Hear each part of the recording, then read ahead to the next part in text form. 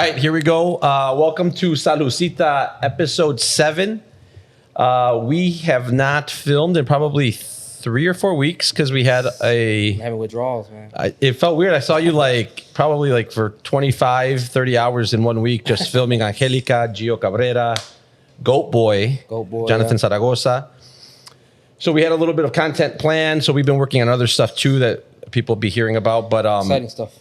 Yeah, I mean, I think it's been a whirlwind those couple episodes. It was cool to have someone like Jonathan who's in the culinary world and then completely switch it up and do something with Gio and having a boxing match coming up and just getting in the mindset of a boxer. And then the Angelica Gallegos episode was something that kind of blew us all away. We were able to get Jose, her husband, as well. They announced her pregnancy. She performed, and honestly, we just had a really good time and felt a lot of pressure, I think, too. We brought Eric, my brother, on to help us with that episode. Eric and Angelica get along very well, and I think it was having the first female. And a lot of questions that we were getting from fans that were DMing us and messaging on, commenting, because she has a huge base of like a following. So we wanted to make sure that we didn't skip on too many of the questions. Yeah, and did a good job. That's awesome. That's coming out on April 20th. April 20th. So people would have already seen that episode. Happy 420. Happy 420. Celebrate appropriately. But I just wanted to check in with you too, Manny. I haven't seen you in a couple of weeks. Anything new with you? Exciting. I saw you were at the museum. Yeah, I'm doing a collab with the MCA, the Modern Contemporary Art Museum in Chicago. That's coming out next week. I'm not sure when this episode is coming out. Yeah. But on the 14th. We'd love to have you guys stop by, just hang out. Ready. I know we get to see each other. We're all working, but obviously you guys are all invited. It'd be really cool to have everybody come by. And yeah, man, we got Meet Your Fest. We announced the collab with them. Oh, dope. Oh, I saw that video. That came out really awesome too, actually. Awesome video. Thank you. That was all my quick thinking, planning. But super excited about that, man. We did a whole collection for them. That's going to be super dope and playing off the Western vibes. So it's going to be really cool. Eric, anything new going on with you? Oh, man. Anything exciting? I seen he just tried a mango matcha. Oh, yeah. I've been on a little matcha series on TikTok. I haven't seen this. It's just matcha tastes like grass. Yeah. I can't. I was like, he doesn't like it. I know. So funny. I normally know everything Eric does. I haven't seen those videos, but it's funny now that I'm on my For You page and then I see my brother pop up and he's doing TikTok dances? TikTok dances. You don't even know about it. I practice every night in the front of the mirror. Yeah, I think here at Tequileria, we've had a cool couple weeks. We have Vanguardia. You guys performed about a month ago here. We just put up tickets for sale for Humildes, which is like a legendary group from the late 70s, 80s. We sold out 2 shows in less than 5 minutes each time. Last week I was able to go visit and meet Intocable for the first time. I had never seen them perform live. You never seen them perform? And I got to meet all of them backstage. Cool people. Yeah. Cool as fuck, man. We have a lot of family from Texas and they're just very fucking cool people. They're chill. They're grounded. They're dope. Grounded, and they're just they talk just like my uncles talk. So it's just really enjoyable. Yeah. And then here at Tequileria, we got a busy couple weeks coming up. And then just going back to the podcast and the Salucita, we hit 1.1 impressions in the last 30 days. I think 300,000 or 400,000 just on the Instagram. The TikTok's growing. We've added some team members. We got obviously Georgie, Fernanda, Eric got added. This is your 3rd episode? This is my 3rd episode. Yeah. We added also our friend Ruben Pato is helping us with clipping and all that. We hired on his day off of school, back-to-back days. He said he didn't have school. It's Tabito, the guy that does the vlogs for you guys. Saludos a Tavo, 14 years old. Coming in strong. Came in for Gio and for Angelica. And he made some really cool content for us. Yeah, he's been doing pretty good content for us, for Jaime, for the band as well, too. Yeah, so I think it's, it's interesting, talking about impressions and talking about views. Content, because that's something, obviously, that Manny and I are a little bit older than you guys possibly, where it's obviously we have brands that we manage and have started, but it's a content game. And, and getting into Vanguardia and what you guys represent and la trayectoria que tiene Vanguardia even prior to this new cuadro que tienen. I think the one thing that comes to mind is always how much content you guys put out, how you guys are always evolving, and how much people love you guys. I see there's like fan pages that like promote your stuff. There's, you know, Las Amigas de Vanguardia, or there's all these little things. So Somos Vanguardia, Jaime's page. Jaime's got a page. I got my own page too. We got fans in California. Yeah. Jaime's special fans. I don't know. he's got his own little fan base. Yeah, So well, shout out to. There's a couple fan pages, bro. En Tijuana Yeah, está TJ. Eli. She does Somos Vanguardia. En Los Ángeles están Angélica Janet, que son mi fanpage. Chabelo, Raúl tiene sus fanpage. really, Yeah, we get love. Glenn, you're slacking. We got to get you a fan I'm page. gonna start a fan page for He's a Glenn. newer guy. Fuck yeah, bro. So just How does that feel? It's awesome, man. Yeah, well, like in the case that sometimes you don't realize because they're kind of far away, like but they're so consistent, bro. Like sometimes even more than us. Like they be sharing stuff right away faster, and then Dude, and then there's pictures or videos that they get before like we do I was sometimes. about to ask you, do you ever see something where you're like, wait, how the fuck? Yeah, Yeah, and it happens all the I'll be time. like, hey, They're on it, ¿cómo bro. conseguiste eso? Oh, one of I don't know, one of my girls. Eric's leaking stuff. Like, yeah. Dude, and then it's just crazy. Yeah, it's they dope. send us a lot of love, man, and I appreciate it. Nos mandan regalos, nos mandan comida. Bro, I'll show up to the house and there's crumble cookies waiting for me with a note that says "Desde Los Angeles." You know, Really? like stuff like that. You're like, damn. Thank Yeah, you. I So love- going back a little bit. So I've known Chabelo probably since 2017, 2018. around there, yeah. When did Vanguardia start, Chabelo? Technically around that time. Okay. It was 2018. 2018. 2018 we started. What was that initial cuadro? What was that initial, like, So- we're going to start Vanguardia? How did that begin? Initially, it was, you know, there's a lot of people that refer to the Chicago draft, right? Happens every year. And Yeah, I think it's just in any scene, you know, like it's just other people are more cordial about it, right? But I think it's just every year or a few years you switch up the musicians. Yeah. So that's what had happened during the time. We were all like in a mix of bands. I played in a band with Hector. You know, you guys know Hector, our old singer. I was in the band with him. Yeah. And I played accordion. Raul, our drummer now, he's OG too. He played in another band with the then accordion player Edgar Lopez. Inicial, I think you guys had for sure. them here. They're friends too. Shout out to them. Yeah, Edgar and was Eliud. And Eliud too. Eliud. Yeah. Well, Eliud didn't play in this old band with Raul. Okay. They played in another band, Veloz, se llamaban Grupo Veloz.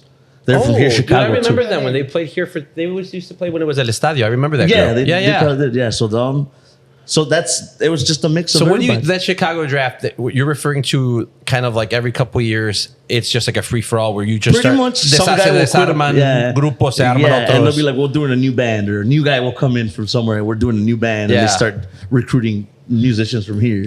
And that's what happened with Vanguardia. Yeah. Everybody started dipping from their band. And Who was the catalyst for that? Who was the guy that started that conversation saying, you know what? You know what? I want to say that it was Hector and Edgar. Okay. Edgar Lopez. See? Because I think Hector, I think he admired Edgar. So they probably started talking about, let's start a band. Yeah. And then Edgar was like, well, I know Raul is a drum. He plays with me. And then Edgar was like, well, my brother plays Quinto, El Yeah. Youth. And I then, like that you're doing this, dude, because I'm not very musically inclined. So when Yeah. you're doing this, I'm Yeah. like, oh, I know what that is. You're like, he plays the accordion. And I'm like, oh, Yeah. I know. That looks like a guitar too. Yeah. And then my case was kind of funny because it was just like, I was in a band with Hector and he's like, I'm done with the band here.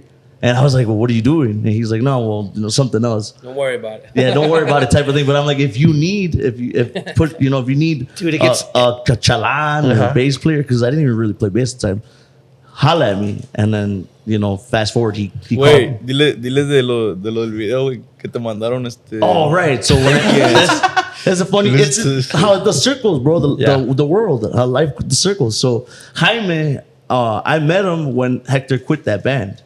So Hector quit that band, and I played. And that band was me, Hector, and you guys know Grupo Secta. Yeah. So Frankie and Jose, the drummers, Frankie. and Jose, the tuba player. Okay, got it. They played the tuba. It's a lot easier. Yeah. Shout out to them, man. They're homies. Yeah. They were in that band with Hector and me. Anarquía se llamaban el tiempo. Chicago, remember that band because we had a naked picture. That was our cover picture. Oh, really? And we went like everybody, like Blink 182 style. kind of right? that was that vibe. What was, that cover? what was covering what? Blink 182 had a cover on a Yeah, it was album literally with like that. Kind covering of. that. That was the whole thing. It was like that. So Like, that with, was with, like what was covering the The parts? instruments were covering the body parts. Oh my God. And then there was secretly, I'm not gonna say who, but one of us was holding a tuba magically. Like That's awesome. AI wasn't that good back then at the time. yeah. You guys had to improvise. So that band, anyways, Hector quit, whatever, Yeah. and like we start like, what are we gonna do? Because we didn't really have a plan. We had no gigs. So these guys, Frankie and Jose, were like, Secta wasn't a band yet. So he's like, Chabelo, let's start Secta. Let's start a band. We already got a singer.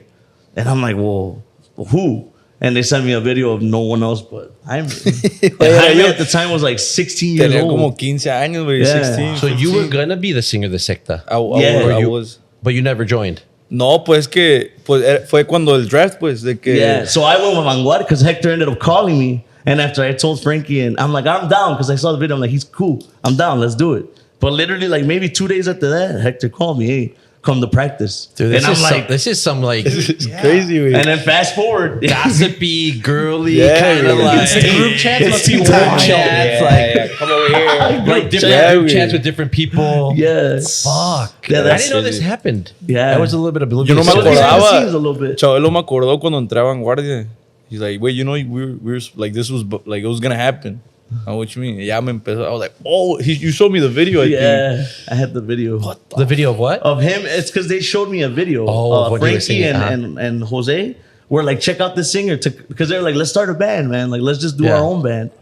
And like it's like it was gonna be Secta, and Yeah. I'm like, let me see. It's because I don't have faith. Like, Yeah, who's yeah. the singer? They're like, hold on, he's Yeah. he's And in then- PE right now. He's Yeah. in chemistry. Okay, wait till he gets Something to at lunch. lunch. I was in recess and then so Yeah. it was this guy, and he's good. So he was already Yeah. pretty good at the time. So I'm like, you know what? We can get work with this guy. He's good. Like I can work with it. But you know, obviously Hector called me like 2 days later, and Yeah. at the time I had a 1-year-old daughter. My daughter was 1 year old, and I'm like, man, I need to go where work is. Yeah. I'm not really at the position to build, and I kind of had the idea like, well, Hector had a lot of work at the time with Anarquia. Yeah. So I'm like, I have a You feeling. go to a more sure thing, Yeah. I guess, especially when you got a family and you're trying to put food on the table and stuff. So I mean, I went with that, and that's where Vanguardia started. damn. Okay, I didn't know that You already story. full time artist? Like, Yeah, at the music? time, I think I had like a job, like a little factory job somewhere, like at some fabrica. But for the most part, yeah, full time music. Yeah, crazy stories, right? Yeah, I mean, that I was- didn't know anything about that whole pressure's draft on, process yeah. and Yeah, that how was- that all played out. And I think with Vanguardia, when I was doing a little bit of just studying and figuring this out and what to talk about, it's just I feel like there's been different eras, yeah, we've had chapters. chapters. So then the one chapter is that initial start. Mm-hmm.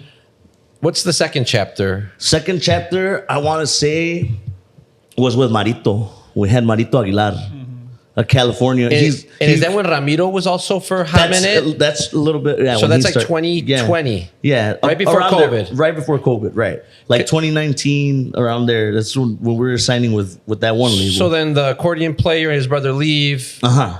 And the- then I was playing accordion for a little bit. Hector was playing bass. yeah. And then I forgot who was helping us out with Quinto. We had like random people helping us out. Yeah, just trying to regroup and piece trying it to so it just doesn't keep fall apart. Keep it going. And then when Marito joined, that's when Ramiro joined. For like a hot minute. Literally, it was quick. It was Couple maybe like 3 videos. minutes or 3 minutes, like 3 months. I mean, it was like 3 months that they were with us. Him and Osmani. Okay, I've heard stories of the Osmani. I've never Yeah. met him, but everyone says Yeah, he's a back great- in my drinking days, me and that guy would have had a great time together. I don't know. He's a good dad. Yeah. Shout out to my friend. Yeah, he's awesome. Awesome musician. I heard as he's a well. great musician. Yeah, he's a good musician. So He's- that's 2020-ish, then Yeah. Chabelo. right, and that's Marito era. Okay, Manny, when did you meet Vanguardia? I met them, What 2023? I'll say about 3 years ago. Yeah. I would say. Okay, so then, correct me if I'm wrong then.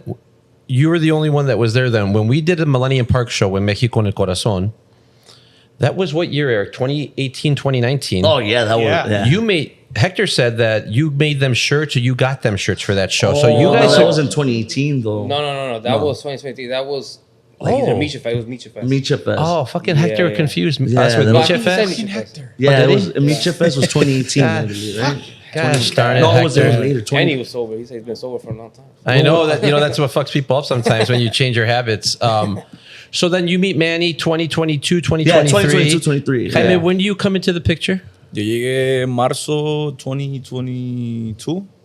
Oh, okay. So you Oh, already no, met- I'm tweaking. No, 24, I'm tweaking. 25, I would say. 2023. Yeah, Yeah, 23, 2023. About 3 años. Yeah, because Micha Fest was 2022. And then Glenn, when do you jump in Yeah. this picture? January 2025, Okay. last year. Yeah. So I'm trying to piece it together for people that obviously see you guys perform everywhere. And we'll get into some of these shows that you guys are doing later in the episode because you guys are all over the place. But trying to figure out like someone like myself that I met Vanguardia, the original group, I think, at like warehouse parties where my buddies would get you guys. And it would be like a 6 p.m. party and we'd jam out, drink, and then you guys would go perform at other places afterwards. But it was always obviously Edgar, Hector, you. In I want to say it was right before COVID, we had you guys play at Millennium Park. Right. And I wanted to, I brought it up when Hector was on the episode too. Just like the relationship that I've had with you guys, regardless of who's singing or regardless of who's playing what instrument, I've always seen you guys as kind of like well put together, always.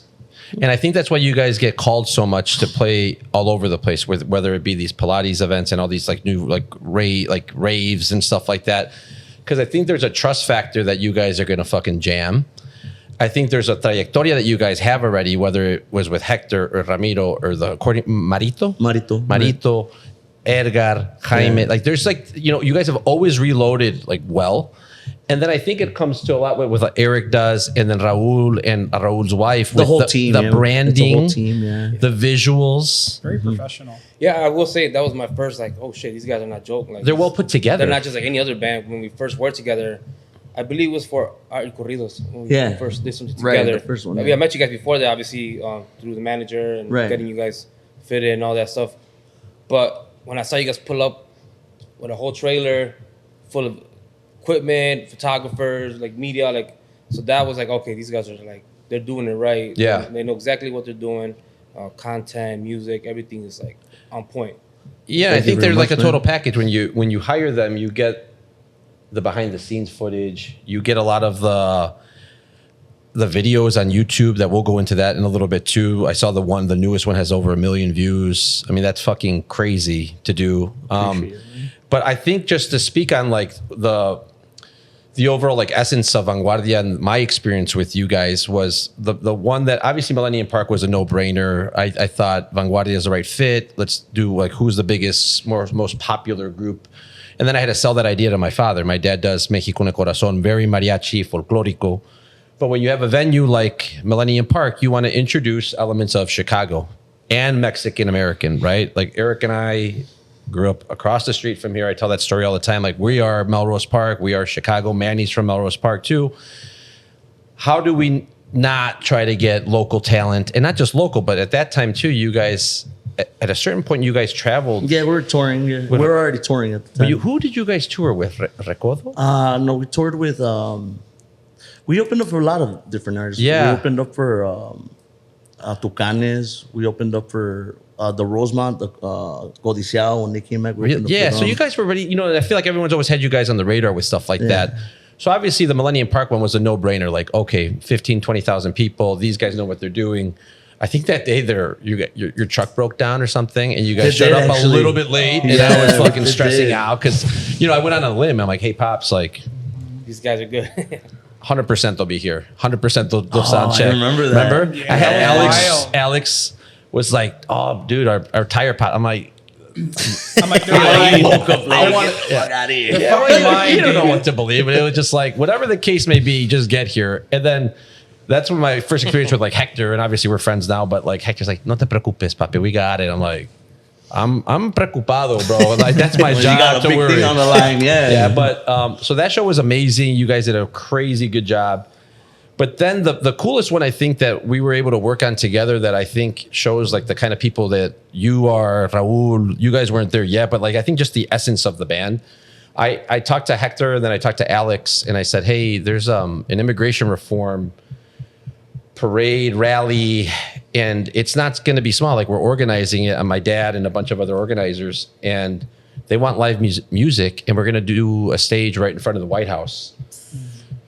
And I mean, right in front of the White House, as close as you can get. You know, Secret Service comes out and they measure how far you got to be, and then without like hesitation, Hector and Alex, and I'm sure they talked to Raul and maybe talked to you.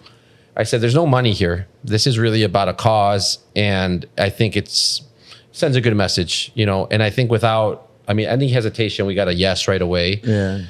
And you guys fucking drove. And in my mind, I didn't even envision, you know, I was worried about actually helping organize the event and getting people there and the rally and all that. And you guys took a truck with the trailer that you spoke about earlier and drove. It broke down that trip too. Did it really? Yeah, it did.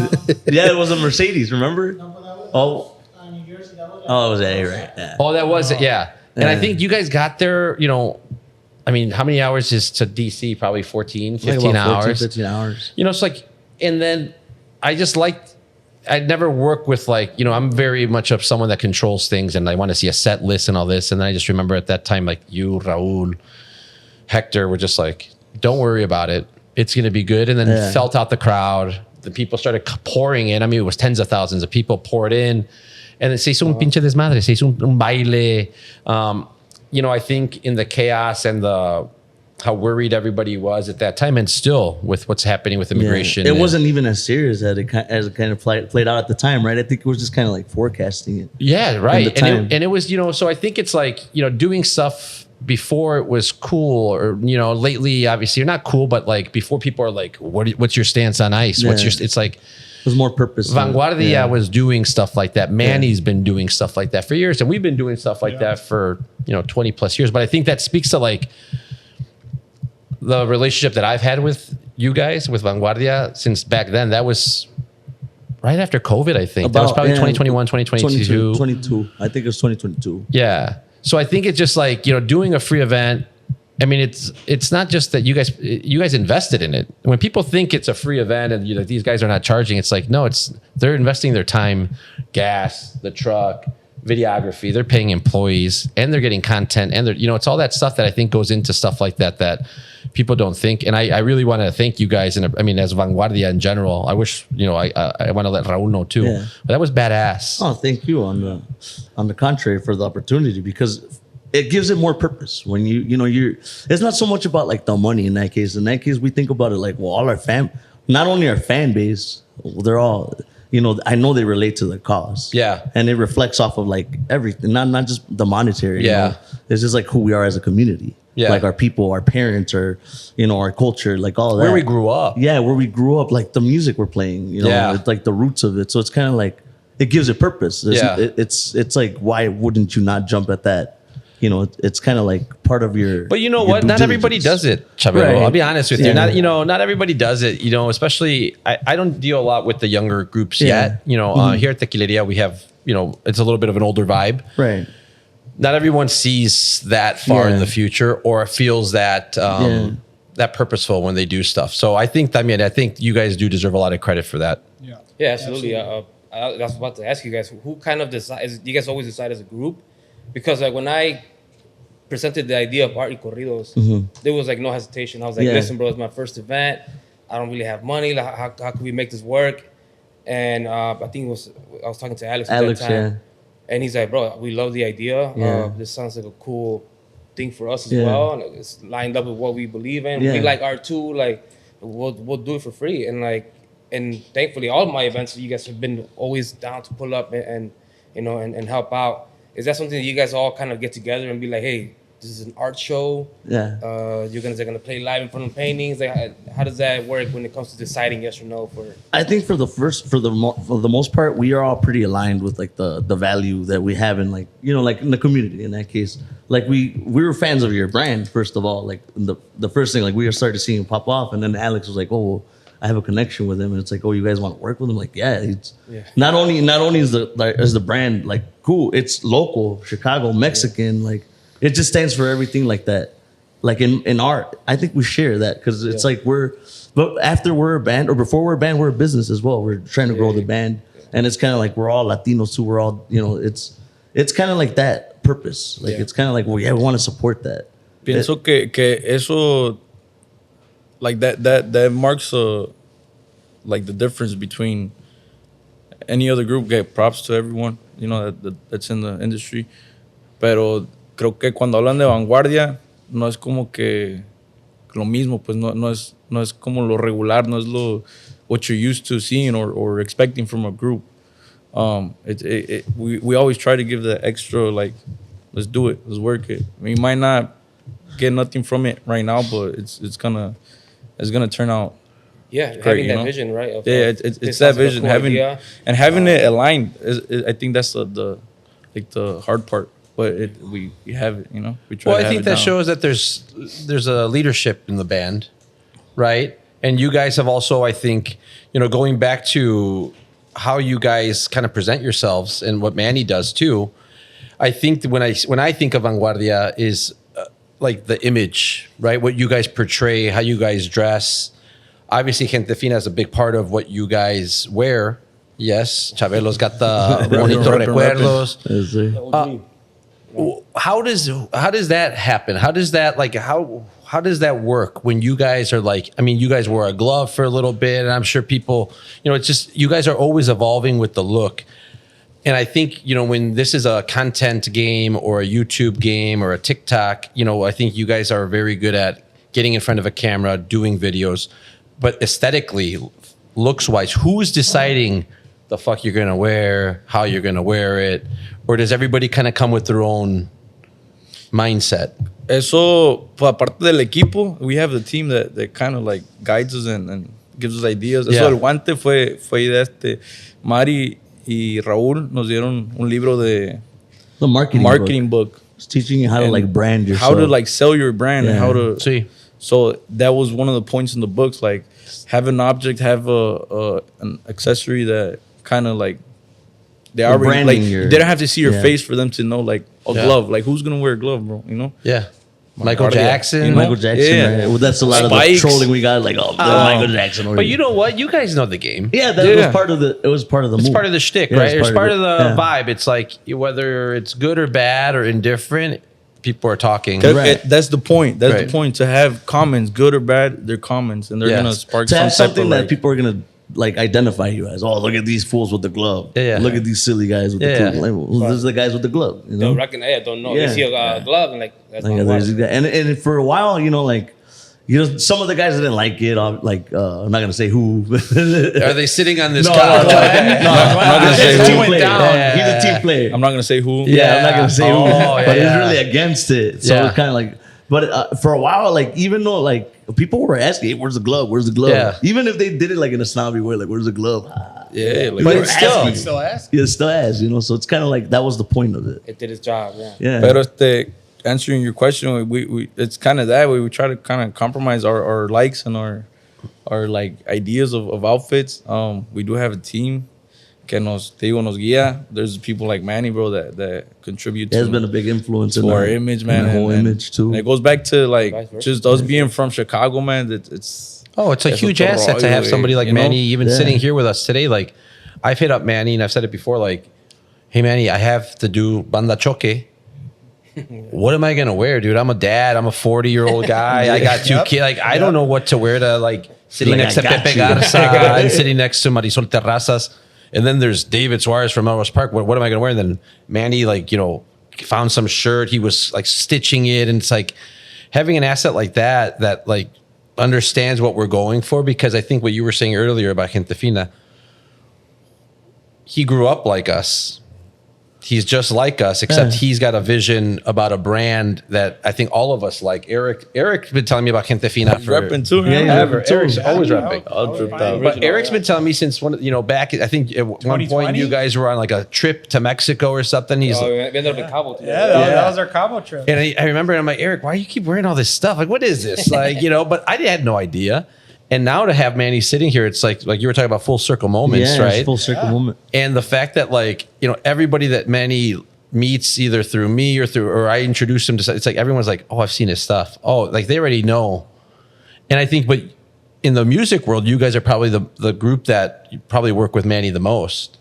Oh, when I started working with Vanguardia, what I liked is that they wore the stuff that they tagged us, that they, because I work with some of the biggest artists in the world and the Mexican region music and hip hop, and a lot of athletes, and none of them have ever tagged us.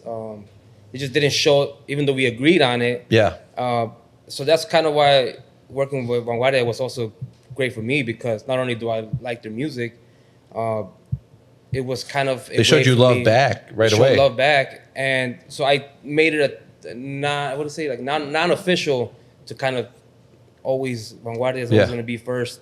Whatever drop I do, because I've had everybody hit me up after Micha Fest. The first time you guys like, yo, we need those. And I was like, give me some time. Or let's gonna get it first, and then no disrespect to any about the group, of course, But think about that, Manny. We talk about too, like how this like learning experiences for some of the younger people or some of the people that are starting in the scene. How important that kind of stuff is. Like when you send a collaboration request on Instagram, or when you are starting a business and maybe you're going through a hard time, or you're just like, and then somebody at that time, who knows how many seguidores, but I don't even think they care how many they have. They just say, hey, this guy's supporting us. No, we believed in it. Let's tag from them. The beginning, And how far that goes for somebody like you too, right? Or like us, like with what we do, it's like we try to do, like, especially when we do the free events, like Mexico de Corazón, like all we ask for is like, give us some love back, because man, we're putting our time into this non-for-profit. Or go to DC and donate. Like we want to make sure, like, how can we help out the people that help us? And I think that's a connection that I have with Vanguardia still. Whether I was close with Hector when he was there, but even with Chabelo, Raul, and now with Jaime, and now with Glenn, like, how do we show or reciprocate that love because of the professionalism and how you guys carry yourself?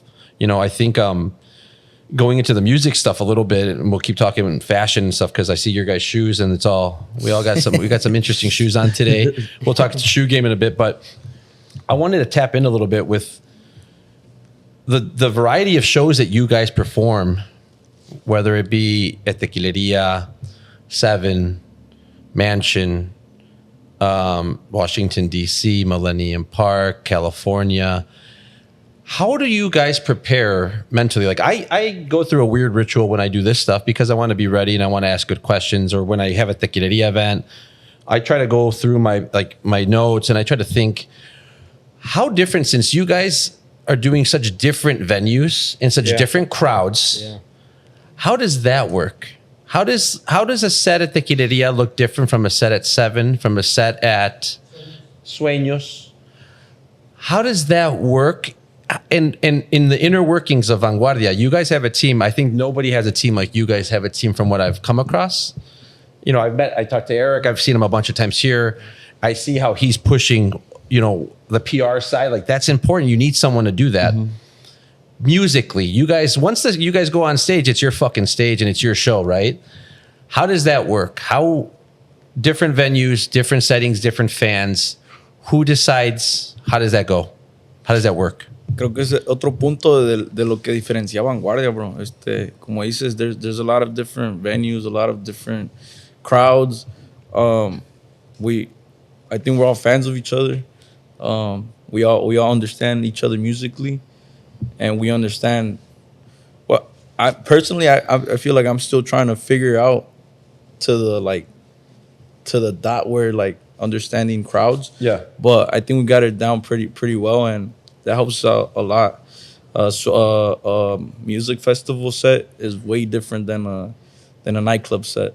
The banda rave that we just did, to the Remova Theater where we perform. There's just different crowds. And then here in Tequileria, it's intimate. It's more intimate. It's real intimate. Pero saber hacer eso es como otra. It's an art. It's otra checkmark to the I'll add to what Jaime says. Like it's different in the sense of the energies. I think the energies are a lot different, but I think the purpose is still the same. So I think that's how we approach it, because we think like, okay, whether it's 20 people crowd or whether it's 1,000 or 5,000, like the objective is to make sure people go out with an impression. Like if they're giving you their time because they want to take something from it.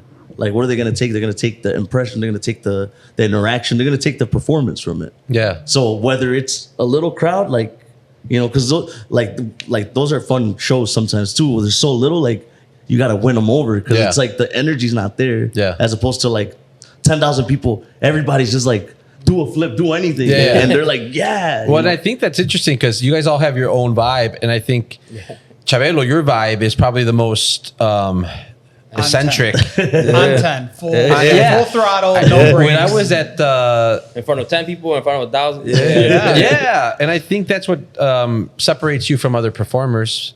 Because you're not, it's different, right? Because Jaime has a microphone on him. La Segunda Voz has a microphone on him. Chabelo, you do a lot of the talking, right, between songs too. And I give my little 2 cents and my shout outs. but I think the fact that people leave with an impression of you, especially, I remember the Banda Choque event at Herradura last year that Red Bull sponsored and put on. Like the amount of energy that you were putting out there. I was sitting next to Pepe Garza, and he looked at you like, what's this guy on? Because but in Red Bull, but on a good Shout out. but in a good way. It's like you're giving that, and then the crowd feeds off of it. Especially an event like that where you're trying to win the crowd over with one song, with 2 songs. So I think not only that, going against the guys that we went against, like Le Mans and Hector, because even for that, right? Like we're talking about set lists and how to pick songs for something like that too. Like, whose ideas go into that? You say you guys all mesh, but it's like there's got to be someone that says like, por aquí es. For like those type of events, es que realmente we never have like a set list. O sea que this is what we're playing because it's always different, man. It's a lot of improvising. And we can go in with an idea of like how it's gonna play out because we've been doing it for a while. Yeah, but it's always you can't really like go off of that because it's always gonna change. So for like festivals and all that, we'll start off with like, okay, I don't know, maybe 1-2 songs that we have to start with these, and then we'll read it out, or like we'll have an intro and then so who picks the third song? How do you guys mesh on stage? You guys are all there. You guys got your mic. Sometimes you have your in-ears. Who pick once after that second song ends? Now that you have an idea what the energy is of the crowd. Casi siempre soy yo. Yeah. I always try to read the crowd and then I'll give signals, that the tonos or like an instrument. Don't say like the lyrics. I'll say like a few words. We know it's that song. Or if it starts off with like a guitar, quinto riff, then I'll just, or if I don't know, it's just like it differs. Like it depends on the event, a lot of it too, because like there's like events like where. Obviously, like in Sueños, you have a time. Like you got to respect that time. So you can't really improvise too much there. That's a good question. So, okay, let's do 2 scenarios.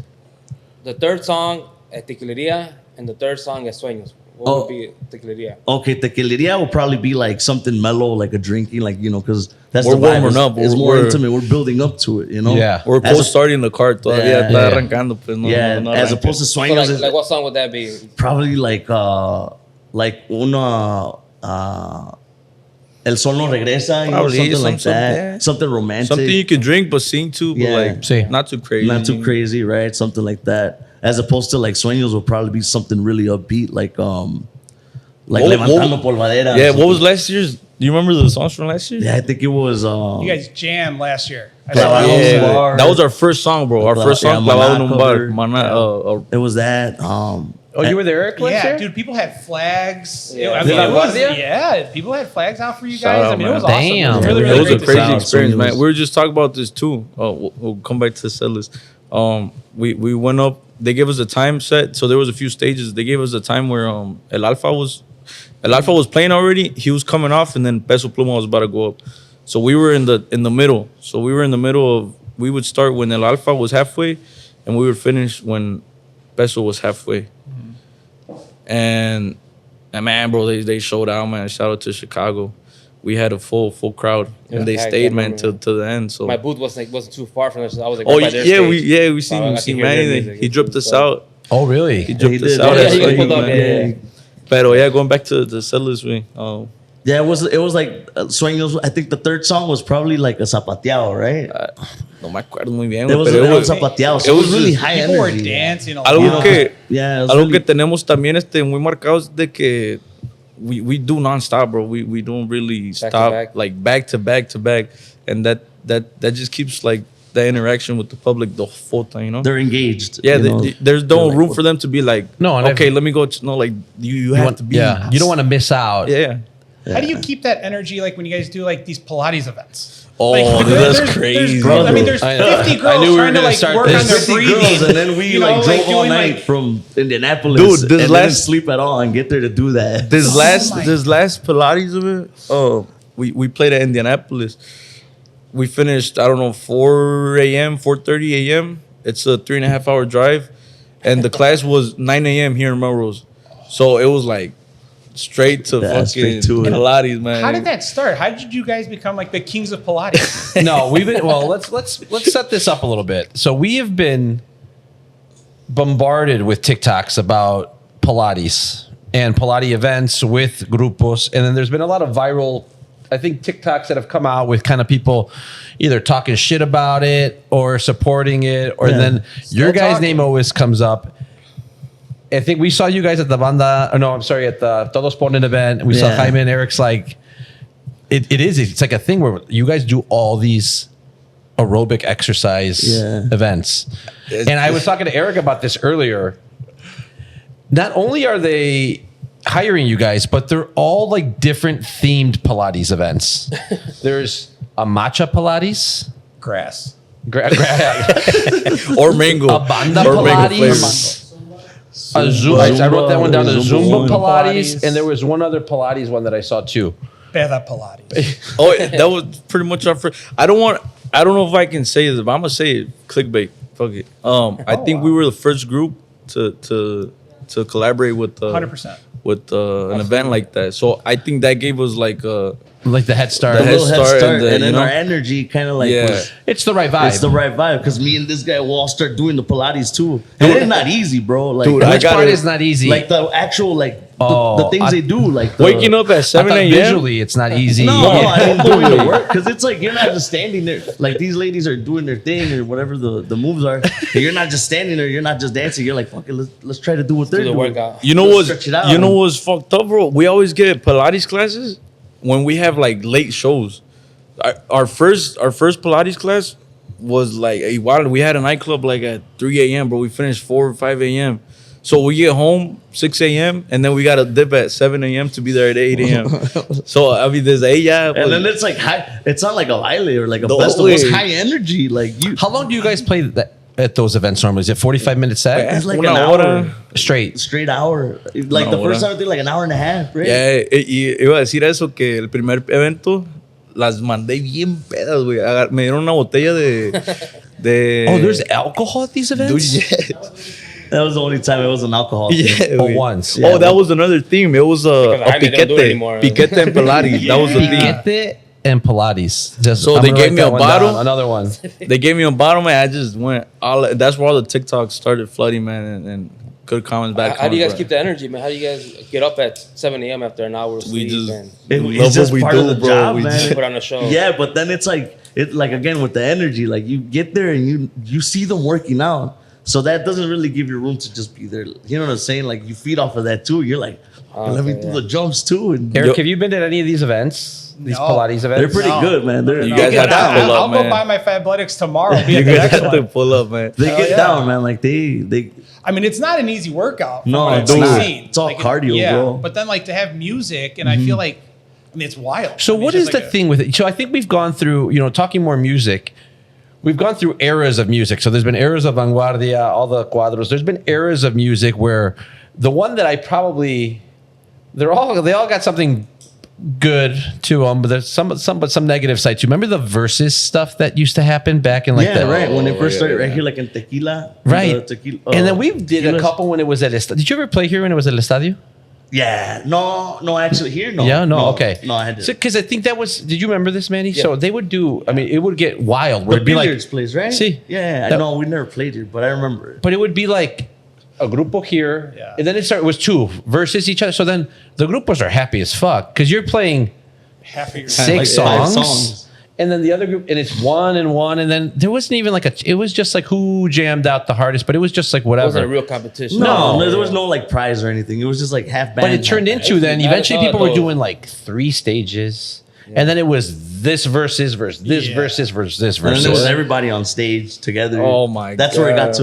God. And like I have a mixed opinion about this, right? Like it's I get it. It's kind of like a marketing thing, you know. Like it's like, what event do you want to go to? You want to go to the event that has 4 bands, Yeah. or do you want to go to the event that has 15 bands? You know, like Yeah. I look at it like in that sense. It makes sense, and sometimes it's kind of like tricky because us as a band, we kind of want to like as Vanguardia. Speak for Vanguardia. We want to we want to give us a specific caliber of a show. Right. Because sometimes it's just hard to do it.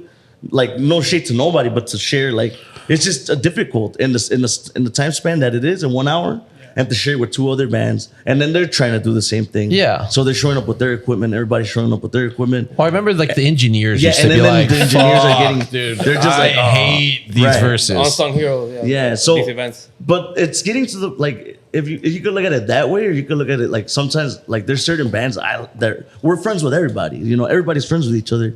So when you share stage, sometimes there's like a magical thing that happens too. Yeah, that's true. You know, because you don't like you're friends with them, but now you're like relating to them on like a performance stance, and it's like it's cool too. Like I like it too. I think you would feel that with the guys that got along, that was fun. Yeah. That era was like very much like Stressful for everybody. Yeah, I think, it was right? stressful. Just the amount of people coming in the door to Yeah. get their instruments in, and now this new era, I feel like are all of these kind of like themed events, right? Which is good for music because it takes you guys out of the bubble of just playing at venues or just music venues or clubs. Yeah, like we did a sip and paint. That was the first 2 for Oh, us. that was crazy, There was a sip man. and paint. But isn't that cool, man? Yeah. You guys are the first grupo people probably think of every single time that they have an idea for an event and they say, or like your events, even my events. When I think, I'm like, oh, you always know that Vanguardia is going to be in the conversation because of everything that we've spoken about already. El Equipo, Jaime, all the band, Chabelo's energy. But I think just like the overall vibe that you guys put out, because now it's like the rave event, the all these Pilates events. They're not scared to work. No, That's- I mean, that's and it I like right that you there. guys aren't scared to like just fucking do it too. Yeah. Because I feel it's like the same job at the end of the day. It's whether it's Pilates or it's a club. It's like I said, the purpose is to leave them with an impression. Yeah. Like whether they're working out, whether they're drinking, whether they're dancing. And I think that's what keeps us like working in a way. You know, because it's like that, oh, they got good energy. They see Yeah. the videos, they're See. like, oh, they got good energy for the Zumba. That's the band for it. Yeah, Like, I mean, not only that, but like name another versatile band like Vanguardia. Like, there's just Eso in es otro punto que bro, nos ain't nobody pone- more versatile than Vanguardia, in my opinion. yeah. And we've seen it because they've done every single type of event out there. Y'all Yeah. heard that, Chet? Y'all heard that? he said it. And that's no disrespect to anybody else, obviously. But Yeah. Well, I think también it's not just that they're versatile, pero la trayectoria que tienen también, la seriedad que tienen. I like what you said earlier. In such a short amount of time, there's been so many changes, not only in the music world, but just in the world in general. Yeah. COVID and everything. Yeah. For you guys to still manage to still keep the energy going, to still Reload, keep man. growing. I think that's also, adapting to like the changes, right? Yeah. Obviously, when Hector left 3 years ago, I'm sure that was like a fucking cold water just dumped on everybody because at the end of the day, being the lead singer, there's some weight that comes with that, right? And I'm sure that those shoes at the beginning probably were tough to fill, or I'm sure you felt, or how did you feel coming in to Vanguardia? Obviously, having someone as outspoken, I think well-liked, a little controversial, my friend Hector. But Yeah, how? If you don't mind me, no, go ahead, please. Before Jaime came in the picture, how was that receiving that news? Is it just come out of nowhere, or something you guys kind of felt already? Not only just with Hector, but in general. It was kind of in a way like off guard, but in the sense you kind of like could read it too. You know what I mean? I think everybody gets to a point in their whatever they're doing. Like I know I've done it where you're just kind of like you're done. fed up with it all. You know, you're fed up with the artistry life. You're fed up with the traveling, with the not really being around for birthday parties, stuff like that. And we had a long run like that, so I think we could kind of feel it with him. That it was kind of like that. And there, that mixed up with like the COVID backlash, a lot of that, how we had to adapt again to the market in that sense. It was kind of tough to take it, obviously, but in a way it was understood. And I think if you know Hector, Right. the only thing constant about Hector is he's always reinventing himself and he's always changing. Hector is very much a person that is inquieto. and he wants to change, and he's always looking to do something. So I think it's like you said, maybe you felt it in the room, but maybe it wasn't spoken. Yeah. So then how was that for you, Jaime? You know, like you were in another group, I know that. Coming in to fill pretty big shoes, not just Hector, but Vanguardia in general, right? Like that group ya tiene nombre, tiene status, marketing. They've played at a lot of nice places already. How was that for you as a young man coming into something like that? I thought, yeah, wait till today. I still feel like it's still a process, and I'm just riding the wave, bro. But I'm trying to better myself and learn off of everything that you know they've already built. Yeah. Pero sí entrando, sí, even like before I like accepted and I was like, yeah, let's do it. I would tell these guys, I'm like, bro, I feel like you guys are asking for something that I'm not gonna be able to give you guys, just because of like what you said, that of the name, bro, the brand, the image, the voice, bro. Like it's, I just don't think I'm gonna be able to fill those shoes. Felt a lot of pressure. Yeah, huge pressure, man. How old were you when you joined? Unos 21. Oh yeah, that's tough. 21. Yeah, you're young, Dude, but man. you carried Jesus. yourself Chabelo, how old are extremely you? well. Thank you, man. How young am I? No, it's just, I'm the oldest guy on the set, so don't worry about I'm it. 35, man. Okay, you're young. What about you, Oh, so Glenn? young. I'm 25. 25. Fuck, you guys are both young. Yeah, so fue más o menos así. Yo les dije eso al Chile, bro. I don't think I'm gonna be able to. You know, we kind of came to the idea, conclusion that it was gonna be a point of no return. You know, we had to rebrand, we had to reimage, regroup. But como dice Chabelo, pues teniendo esa visión y esa mentalidad pues alineada, nos ha traído hasta donde estamos ahorita. Yeah, and I think it's obvious it worked out. Yeah, right. It was different too, man. Cause you know, my music career, I've always had an instrument on me. So hopping from like a musical group to a performance group, que lo que es Vanguardia, no, es como otro. I don't know how to explain it, you man. used to sing and play at the same time. Bajo? Bajo quinto. So, yeah, y te digo, hasta ahorita todavía estoy como aprendiendo. Hay muchas experiencias que no me han tocado vivir y otras que ya me tocaron y me quedo así como que, damn, güey.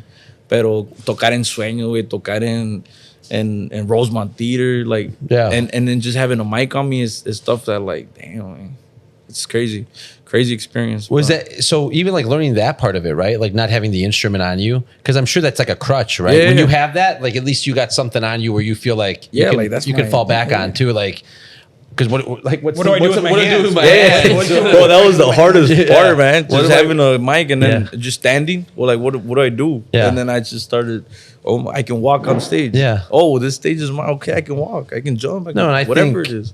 I mean, it's very obvious from what I've seen you guys perform that it's flowed and transitioned like unbelievably well. Yeah. I mean, better than I think I could have imagined it after, you know, he stepped away and you came in, because I think you've played here now 3 times at Tequileria. Yeah.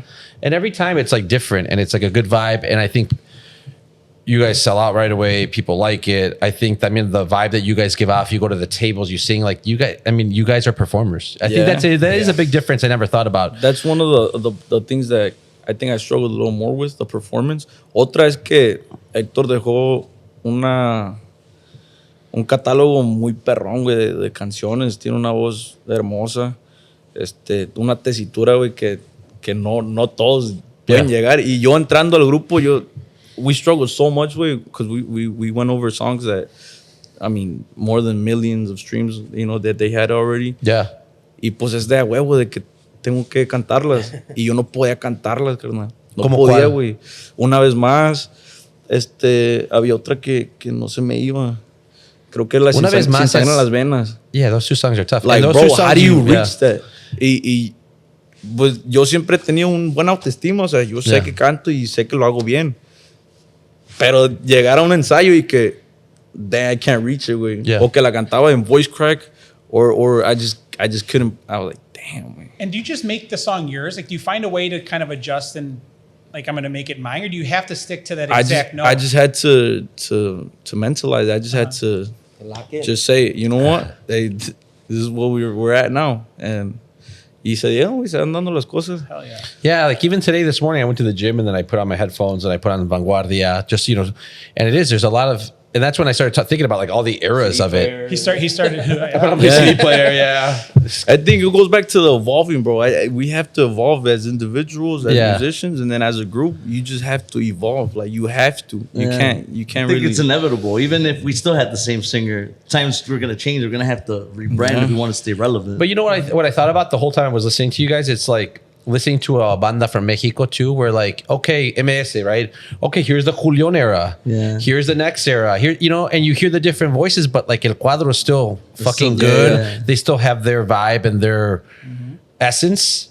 And then you can move pieces around and make it your own unique style, but it doesn't matter who's, you know, it does matter, but it's like everyone gives it their own little vibe.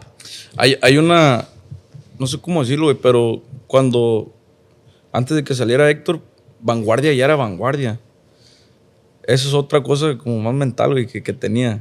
Vanguardia ya era Vanguardia, güey. Ya no era como, oh, we're trying it out, we're working on, no, like, they were Oh yeah, you have to güey. get in right away, and like I'm sure there was gigs lined up already. Right? Yeah, güey. yeah. Yeah, güey. They had to, No, well, the thing is that we did have it, but it was just kind of like we put more effort into the whole, like like letting them feel like, you know what?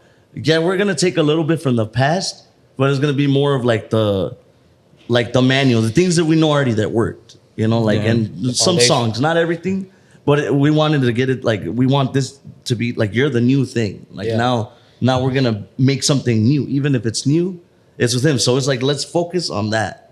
So I think it was like for 4 months. That's all we focused in on making music, like with him. Okay. Like music with him, not so much like with the catalog of Vanguardia. Yeah. You know, like it's always gonna sound the way because I'm, you know, it's always been me and Raul. So the base is always like that, and then you know we have Edgar that kind of like molded to it too, or we molded to him.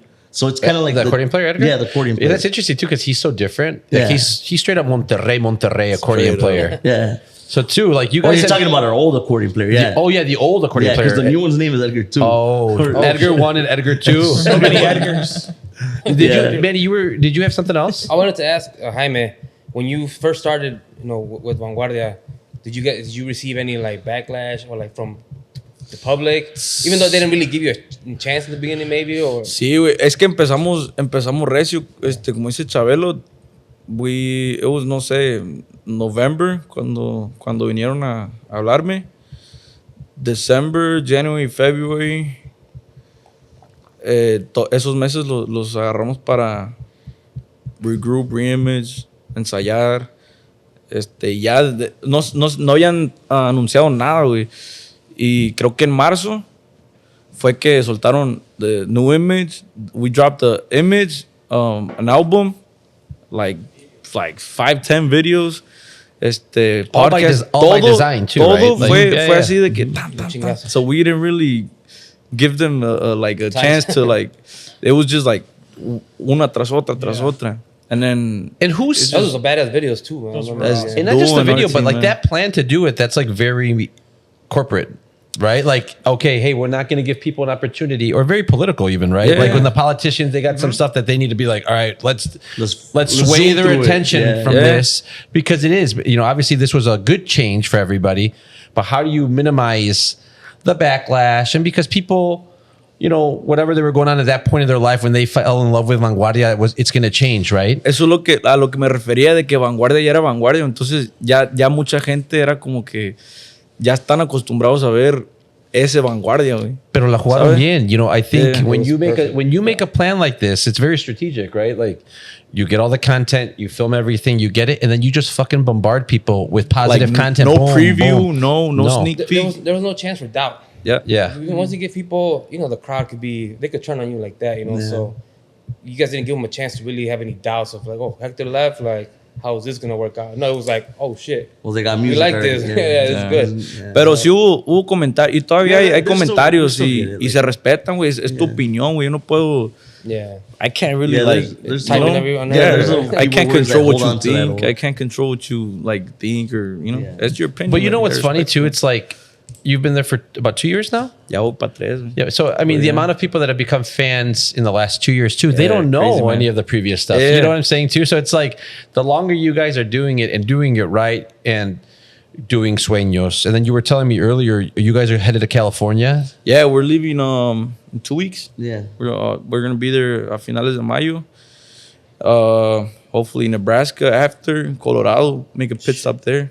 Oh, there's a lot of raza So over there. it's right after Sueños. So probably the day after, we're headed out. We'll be MIA from Chicago for a couple weeks.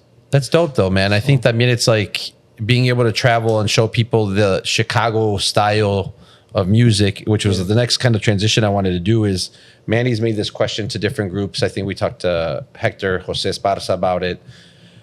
The California vibe of músicos and grupos, and then the vibe here in Chicago.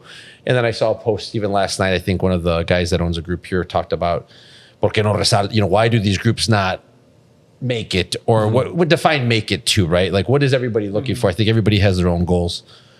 So I wanted to touch back. We had a short, quick break. Now we're back. I wanted to ask Chabelo, since you've been in the scene a little bit longer.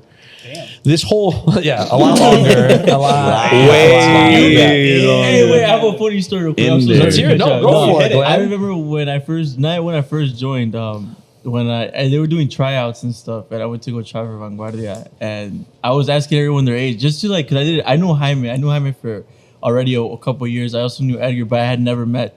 I met Chabelo briefly, like super brief, and it was like at a BYOB, and we were like, I was walking towards like some area, and he was walking, and he's like, and he bumped into me, he's like, hey, you want a dab? I was like, yeah, that's how I met Chabelo, like that. That's how I met Chabelo. It was really funny. But so we were talking about ages, and then like I was like, how old are you? And then Chabelo was like, oh, I'm 35, and I swear I didn't mean, but I was like, damn. Like, it just slipped. And I ran away. I was like, no, Chabelo, I didn't feel like that. It sucks when it slipped. It literally just slipped right now. Hey, it was damn, and then silence. It was silent. And then, I was no. no, it's not like that. Not like that. And everyone was like, Dude, being 35 is cool, man. It's like, No, it's in. getting old is People very dig it, bro. People dig it. bro, I wish I was your age, man. At least you're not 40. Dude, every time I meet guys in their 20s, I'm like, bro, enjoy it. Because like everything they tell you about getting older is 100% true. Your knees start to hurt. The sleeping, like I have to decide. I'm like, I can't relate. I don't know. But I'm 35 only. yeah. You're right at the line. Next 5 years, Right there. it starts. Yeah. But I wanted to touch on Chabelo with you, especially since you've been in the game a little bit. The whole vibe with these California groups, as opposed to, they always want to pin us against Los Angeles, I feel like, when it comes like, no, es que el estilo de allá, es que There's tocan de always otra that. manera. Y aquí está, Hector said, no, aquí es the drum players are a little bit more duranguense style, como tocan. In your opinion, what are there differences between the California groups and the Chicago groups? And if there are, what are they? You know what? In the very beginning, when because obviously, like you said, Chicago's very duranguense influence, because it's what came out of here. Like, not saying it started here, but because there's that conversation. It started here. No, But, Chabelo. it became a movement here, from here. Like it's the It took off yeah, it's out of the the beacon, suburbs the beacon of Chicago. Like that's the Melrose Park, Franklin Let's be Park, true. Melrose Let's be Park, honest. yeah. Aurora. Melrose Melrose Park, Park, Stone yeah. Park, Franklin Park. Yeah. Braceros were down the street. Right. Orozcopos Montes. They were all here. Bensonville. We are Duranguense. Yeah. Don't let people take Duranguense from us. No. Yeah. So that started here. So that was the biggest influence here. So And that bled into everyone's way of playing. I think so, because a lot of the guys that were already from here were playing that. Like I come from that era. Yeah. Like I played in the Damn. Yeah. The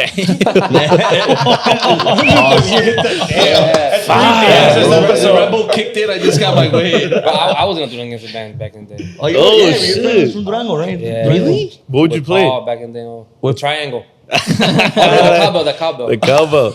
We gotta find footage of this. I had to get in somehow, bro. So I'll do I the need cowbell. that. Fuck it. Yeah. Oh, that's right. You told me you just wanted to get into the bailes. I just want to get to Violet, yeah. So I What was it? told the quinceañeras back in the day. It was a crazy time. If you got to live through that, Yeah. like, it was like complete. It's starting to get the similar again, because now there's more bands playing norteño. So that's what I'm getting at. So at first, when they were making the transition, because obviously Duranguense kind of started going Simmered cold. down, sure. Yeah, it started getting cold. So the next thing that came after that was like the corridos. With the progresivo movement? Progresivos, yeah. Okay. So it was a little bit of that. So then now everybody here started trying to adapt to that. I So see. obviously it's not going to be, because they're coming from a different, California's always had corridos. You know what Yeah. I mean? Like Duranguense wasn't like, only in the peak, I think it was kind of hitting over there. Yeah. But they really like, they don't like it too much, pretty much. Yeah. Like it was always more of a corrido vibe And over that's there. true. Like we had a whole genre of music take over this area Right. for 10 years. Yeah, it was well about 10 years. Alacranes, Montes, Braceros grew up down the street Yeah, and here. to the day, like that's what they're still doing it, and they're like representing that. Like when Like- people think of Chicago, they think of that. Well, you look know? we had Vicky from Boroscopos play last year, April 12th of last year. She played here. Okay. Look at what's happened in less than a year for Boroscopos. So she plays here. Maybe 3 or 4 weeks later, TikTok finds out about Antes Muerta que Sencilla, and all these young kids start hearing it. They and never then heard it before. They think it's a new thing. Then the nostalgia hits on the older crowd. Yeah. And they've done a fucking tour, North America tour. They've done Mexico too, yeah. every week for the last 9 months. Yeah. Where now it's like, but picture like how quickly things could take off or respark. Yeah. You know, I think, Full circle. yeah, I mean, picture they hadn't performed together. Yeah, in, they had broken up. Like the years. band wasn't touring for a while. yeah, Yeah. in years. So I think so that is true then. The Duranguense thing kind of Yeah, it was sequestró the whole influenced- movement of it influenced a musicians lot, and the way that people played. Yeah. Now I am saying it's not that relevant because a lot of the new music is not really drum based. It's more guitars and stuff like Okay. that. So now it's just kind of like it's not so much of a difference anymore. Yeah. Because now at the end of the day, we're both trying to like do the same kind of music. We're both imitating the same covers or Yeah. covering the same covers. Yeah. And at the end of the day, like that's the music that's kind of being played everywhere. Right. like, in all the United States. Okay. So no one's really trying to like adapt to Duranguense or coming from Duranguense Yeah, or that that's anymore. and especially all these like you never played Duranguense, right? Did you know what Duranguense was? And Yeah, so I'm from Durango too. Oh, yeah, shit, my really? parents are from straight. My dad's from Durango. My mom's from La Campana. So I grew up on it. You know what? Okay, let me. Now let's get into this. We talked about this pre-show. I've never met a Mexican Oh. named Glenn. I've never met a Mexican from Durango named Glenn. Glenn is Oh, fire. wait. And get this, he don't like cheese. Wait. No, I do You're like lactose- cheese, man. I you're do lactose like intolerant? cheese. You Wait. I do. Tell him your full name, please. No, wait. bro. Oh, no, you have to. We'll Glenn. cut it out. Don't worry. Please We'll edit wait. it, right? During Nah, clips dude. done. If We'll y'all edit this edit it out, out. I'll say my full Okay, name. go Y'all for gotta- it. No, give us the government. Give us the government My name. full government name, all right. Y'all gonna cut it out, right? Y'all like bleep it out, right? Bleep it out. Just Bleep say- bleep it out. Just Just say leave it. it out right here. Just leave it out. My full government name is Glenn Moreno. Yeah, like straight up. Yeah, bro. Like Bruce. Glenn Lee's Like Glenn. Oh, we're gonna cart his ass. Glenn is awesome. It's a crazy name, Verified. man. It's not crazy. Where you He from? lives at. Yeah, dude. I would think this was a fake ID. No, If I saw this thing, I'd be like, dude, I've it's gotten- Glenn Dude, I've gotten it a lot, man. Like, there's like people don't believe I'm 25, and then they don't think it's a real ID. So I have to bust out a credit card and debit card and be like, dude, it's literally under the same name. Like, it's me. How But did yeah, that name come to be? You okay? So the Lee part is literally from Bruce Lee. You're right. My Fire. dad got it from, which is. That's fucking dope. Hilarious. That's fucking dope. And then the Glenn, I don't know, man. He's giving me different stories. He's giving me that he heard it in a movie. When he came to the States, he worked at like a Home Depot, and his manager was Glenn. Like, he's giving me like a fucking billion different fucking stories about like where he got Glenn from. But I've told my parents, man, like more my mom, because I'm really close with both of them. Shout out my parents. But I told Thanks my for mom, making Glenn Lee. Yeah. I'm not the biggest fan of the name Glenn. I like Lee, because my family doesn't call me Glenn. Like, no one in my family has ever called me Glenn. Right. My mom has called me Glenn one time in my life, and it was like in elementary school when a friend came looking for me. She's Did your like, parents "Glenn." immigrate here? Yeah. Okay. Yeah. So like she called me Glenn, and I was like, The fuck? yeah, What did I do? Did I'm I clean cook- my room today? Never, dude. Never has she ever called me Glenn. Never. One time has always called me Lee. Called me Kiko when I was a kid. Yeah, man. Anything but Glenn. Anything but Glenn. That's fire. I basically. usually they called me pendejo. Eric got called that a lot as a kid. That's my dad's favorite My nickname bad. for me too, man. Dude, I like Glenn. But- I like the name Glenn. Yeah, dude. It's unique. I will never It's forget your unique name. and Straight up. My boy Glenn. It's definitely, I get that a lot when It's people have never met Glenn before, especially a Mexican. Straight up Durango. Yeah, straight What from part of Durango. Durango you from? My dad's from Durango, capital, and Yeah. my mom's from La Campana, Lozano Zavala. It's a little ranchito, like 30 minutes away from Santiago, Papasquiaro. And that's this whole fucking area that we're in, man. Yeah, It's man. Santiago. No, dude, we so Not many wrong with people that. from there come like to Stone this Park, area, Melrose bro. Park, Franklin Park. Where are you from, Manny? Rancho Las Palmas, which is like 15 minutes from Santiago, and my dad's from Durango. What about you, Chabelo? Michoacán. What part? Cotzio, Michoacán. Dude, I when we reopened Tequileria after COVID, this place turned into like a hub of people from Michoacán. I didn't know how. First of all, how musically inclined all of you guys are. Like all the guys from La Vibra, Yeah, Michoacán. Hector, homies. you. Yeah. I know where Jaime's from. We chatted about a month ago. I was in Nayarit, and I remember driving. We were going. My wife and I went to Punta Mita, which is beautiful, but a little bit not touristy, but just like very well kept. Almost like Yeah. it's almost like an isolated, different part of Mexico. But we drove through Bucerias, and the whole time that I was driving there, I'm like, "Who the fuck shouts out Buceria?" And I'm like, "Oh shit, it's Jaime." That's What my a town, man. beautiful town. Bucerías Nayarit. Nacido allá? I was born in Puerto Vallarta. Birth certificate, Puerto Vallarta. But my town, haz de cuenta, hay un puente que divide Nayarit y Jalisco. Ya. Puerto Vallarta está en el borde de Jalisco Ya. y Bucerías está a 2-3 pueblos del borde. Eso es del aeropuerto. Llegas como en 15-10 minutos Oh, yeah. a mi pueblo. Soy nacido ahí, pero pues yo no soy de Jalisco, yo soy Nayarit. Yeah. No, nací ahí porque no había hospital. And then how soon pueblo. after that you were born did you come to the States? Como a los 4 años, yo creo. Estuvimos unos años acá y luego nos fuimos y luego nos venimos. Yeah. It was like a back and forth for a minute Yeah. until we came to Chicago, que fue a los 9 años. Yeah. So you've been here since you were 9. Me and Manny keep talking to people, and it's just like that whole vibe of like being Mexican American and just like being proud of not, like when you were young, like where are you from? No, pues, or your wife, where are you guys from? Oh, I'm from Mexico. Yeah. Oh, what part? It was like, oh, you're Mexican. Weren't you born here? It's like, yeah, oh yeah, I was born here, but My family. so I think it's like that duality of that all of us have come to now. You've been here for the majority of your life. Were you born out this way too? I was born here in the States, yeah. Glenn Lee, Glenn. baby. Yeah. I think so. Yeah, but I think it's the duality of being Mexican and Mexican American, and I think it tying it back to what Manny does, and like finally having like what his brand. When I wear it, I just feel like Proud. this is who I am, Yeah. right? Like it's a phrase that's like, gente fina is just, it looks Yeah, like- it's like the bridge between like where we're living now and like Yeah. our roots. And that's what kudos to you, man, because that brand, like how you Thank you, bro. like you based it off of, that's awesome. Like that's Thank you. no, and then you know, having like when you're a kid, sorry to interrupt you, No, but no, when you're you're a kid, like I remember being a musician as a kid, you would get picked on for playing Mexican music. Yeah. Like it wasn't something like in high school you're like, oh, I play Mexican music, like he's a paisa, whatever. Yeah. It wasn't a thing. no. And- I mean, I used to get heated, bro. I used to, Duranguense, like when we used to play Duranguense, like white people would be like, that sounds like circus music. I was like, man, what the fuck you talking about? And then I looked it up. I was like, oh shit. Okay.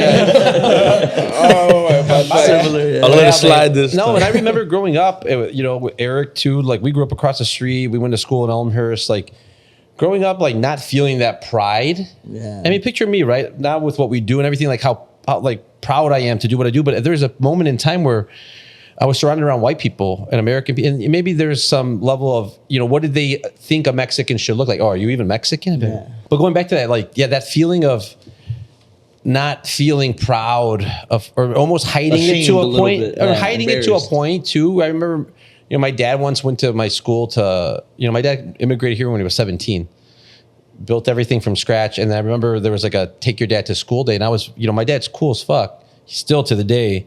But back then, like, he was like a hardworking, he had a heating and air conditioning company.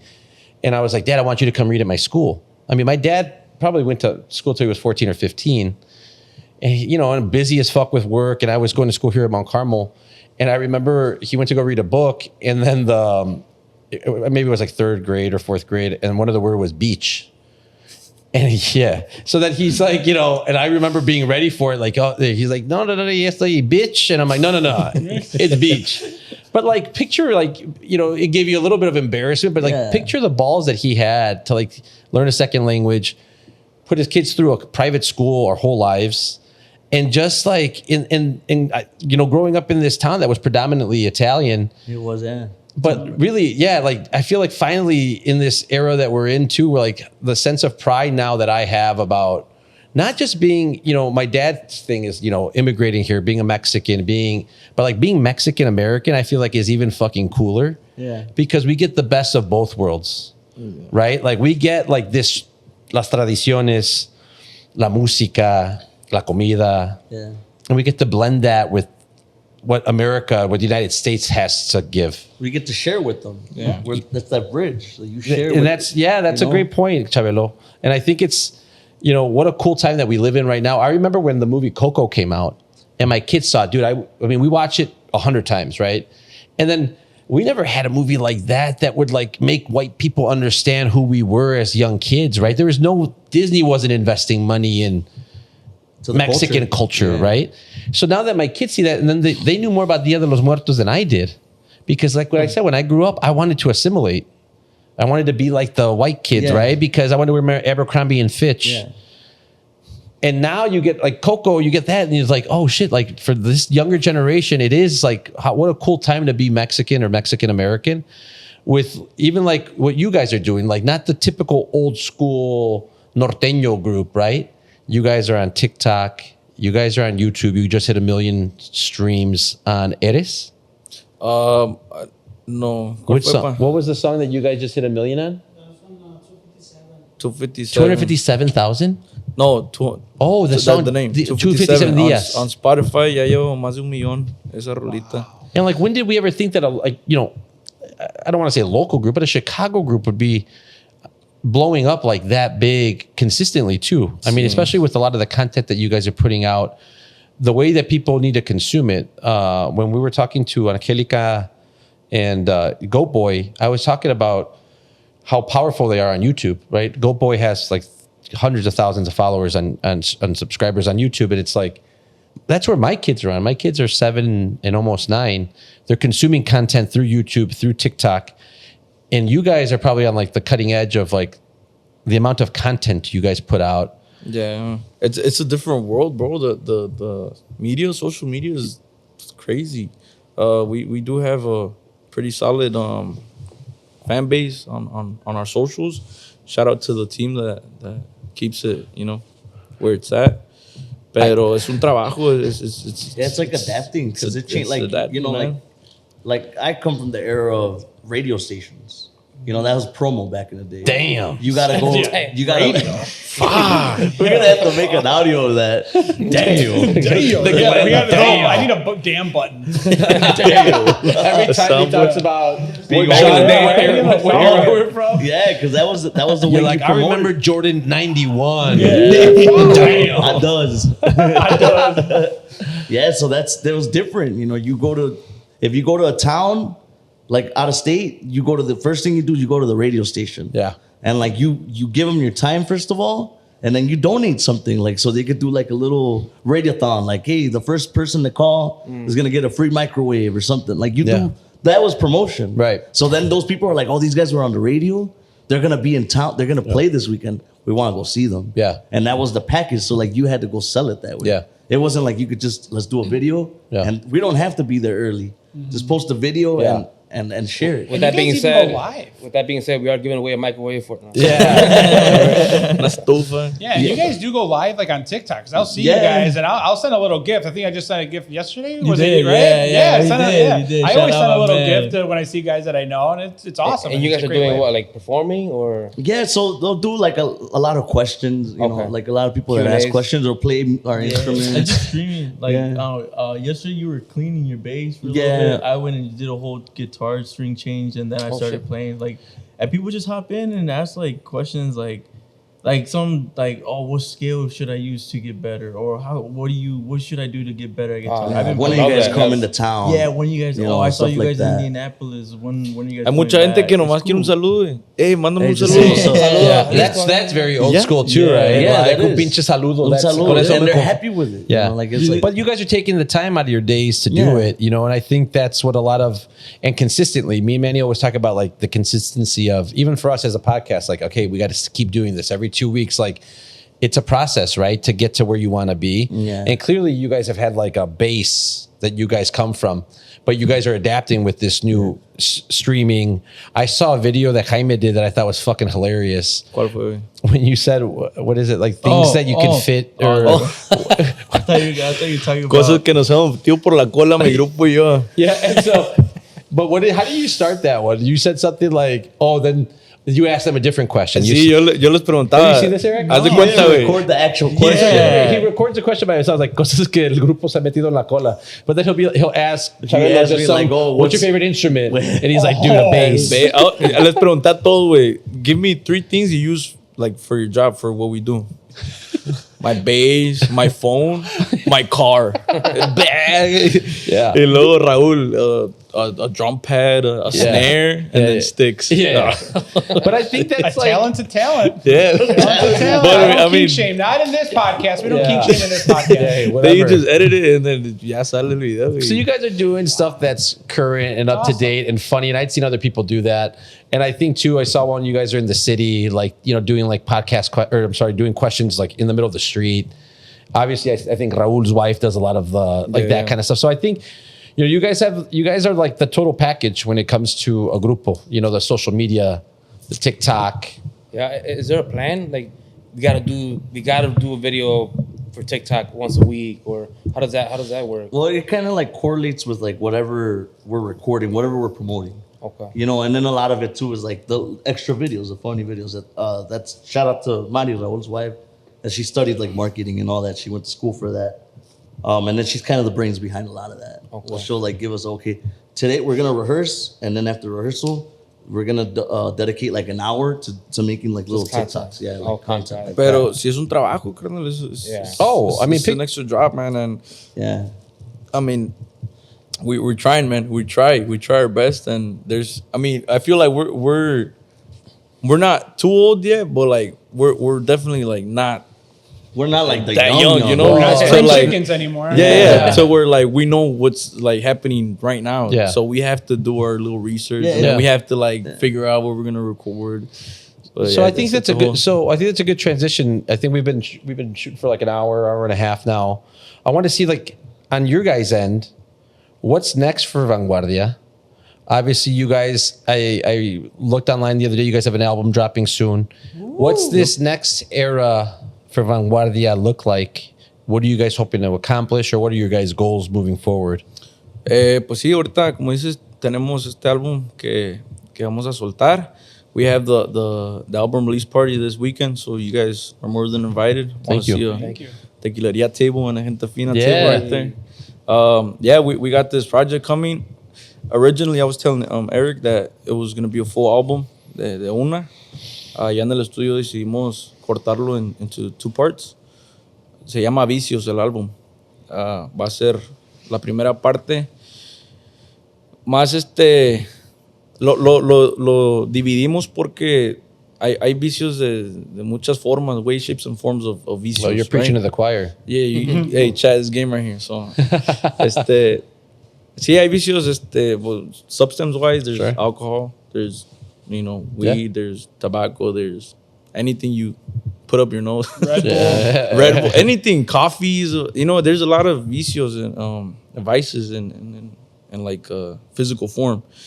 Emocionalmente hay también vicios, güey. Hay vicios del amor, hay vicios del desamor, Yeah. hay vicios de la toxicidad, hay vicios de todo hay vicios. Y eso es a lo que se va el álbum, pues lo dividimos. Oh, so one segment will be One- vicios. Vicios is more like emotional, Yeah. heartbreak, Oh, cool. love.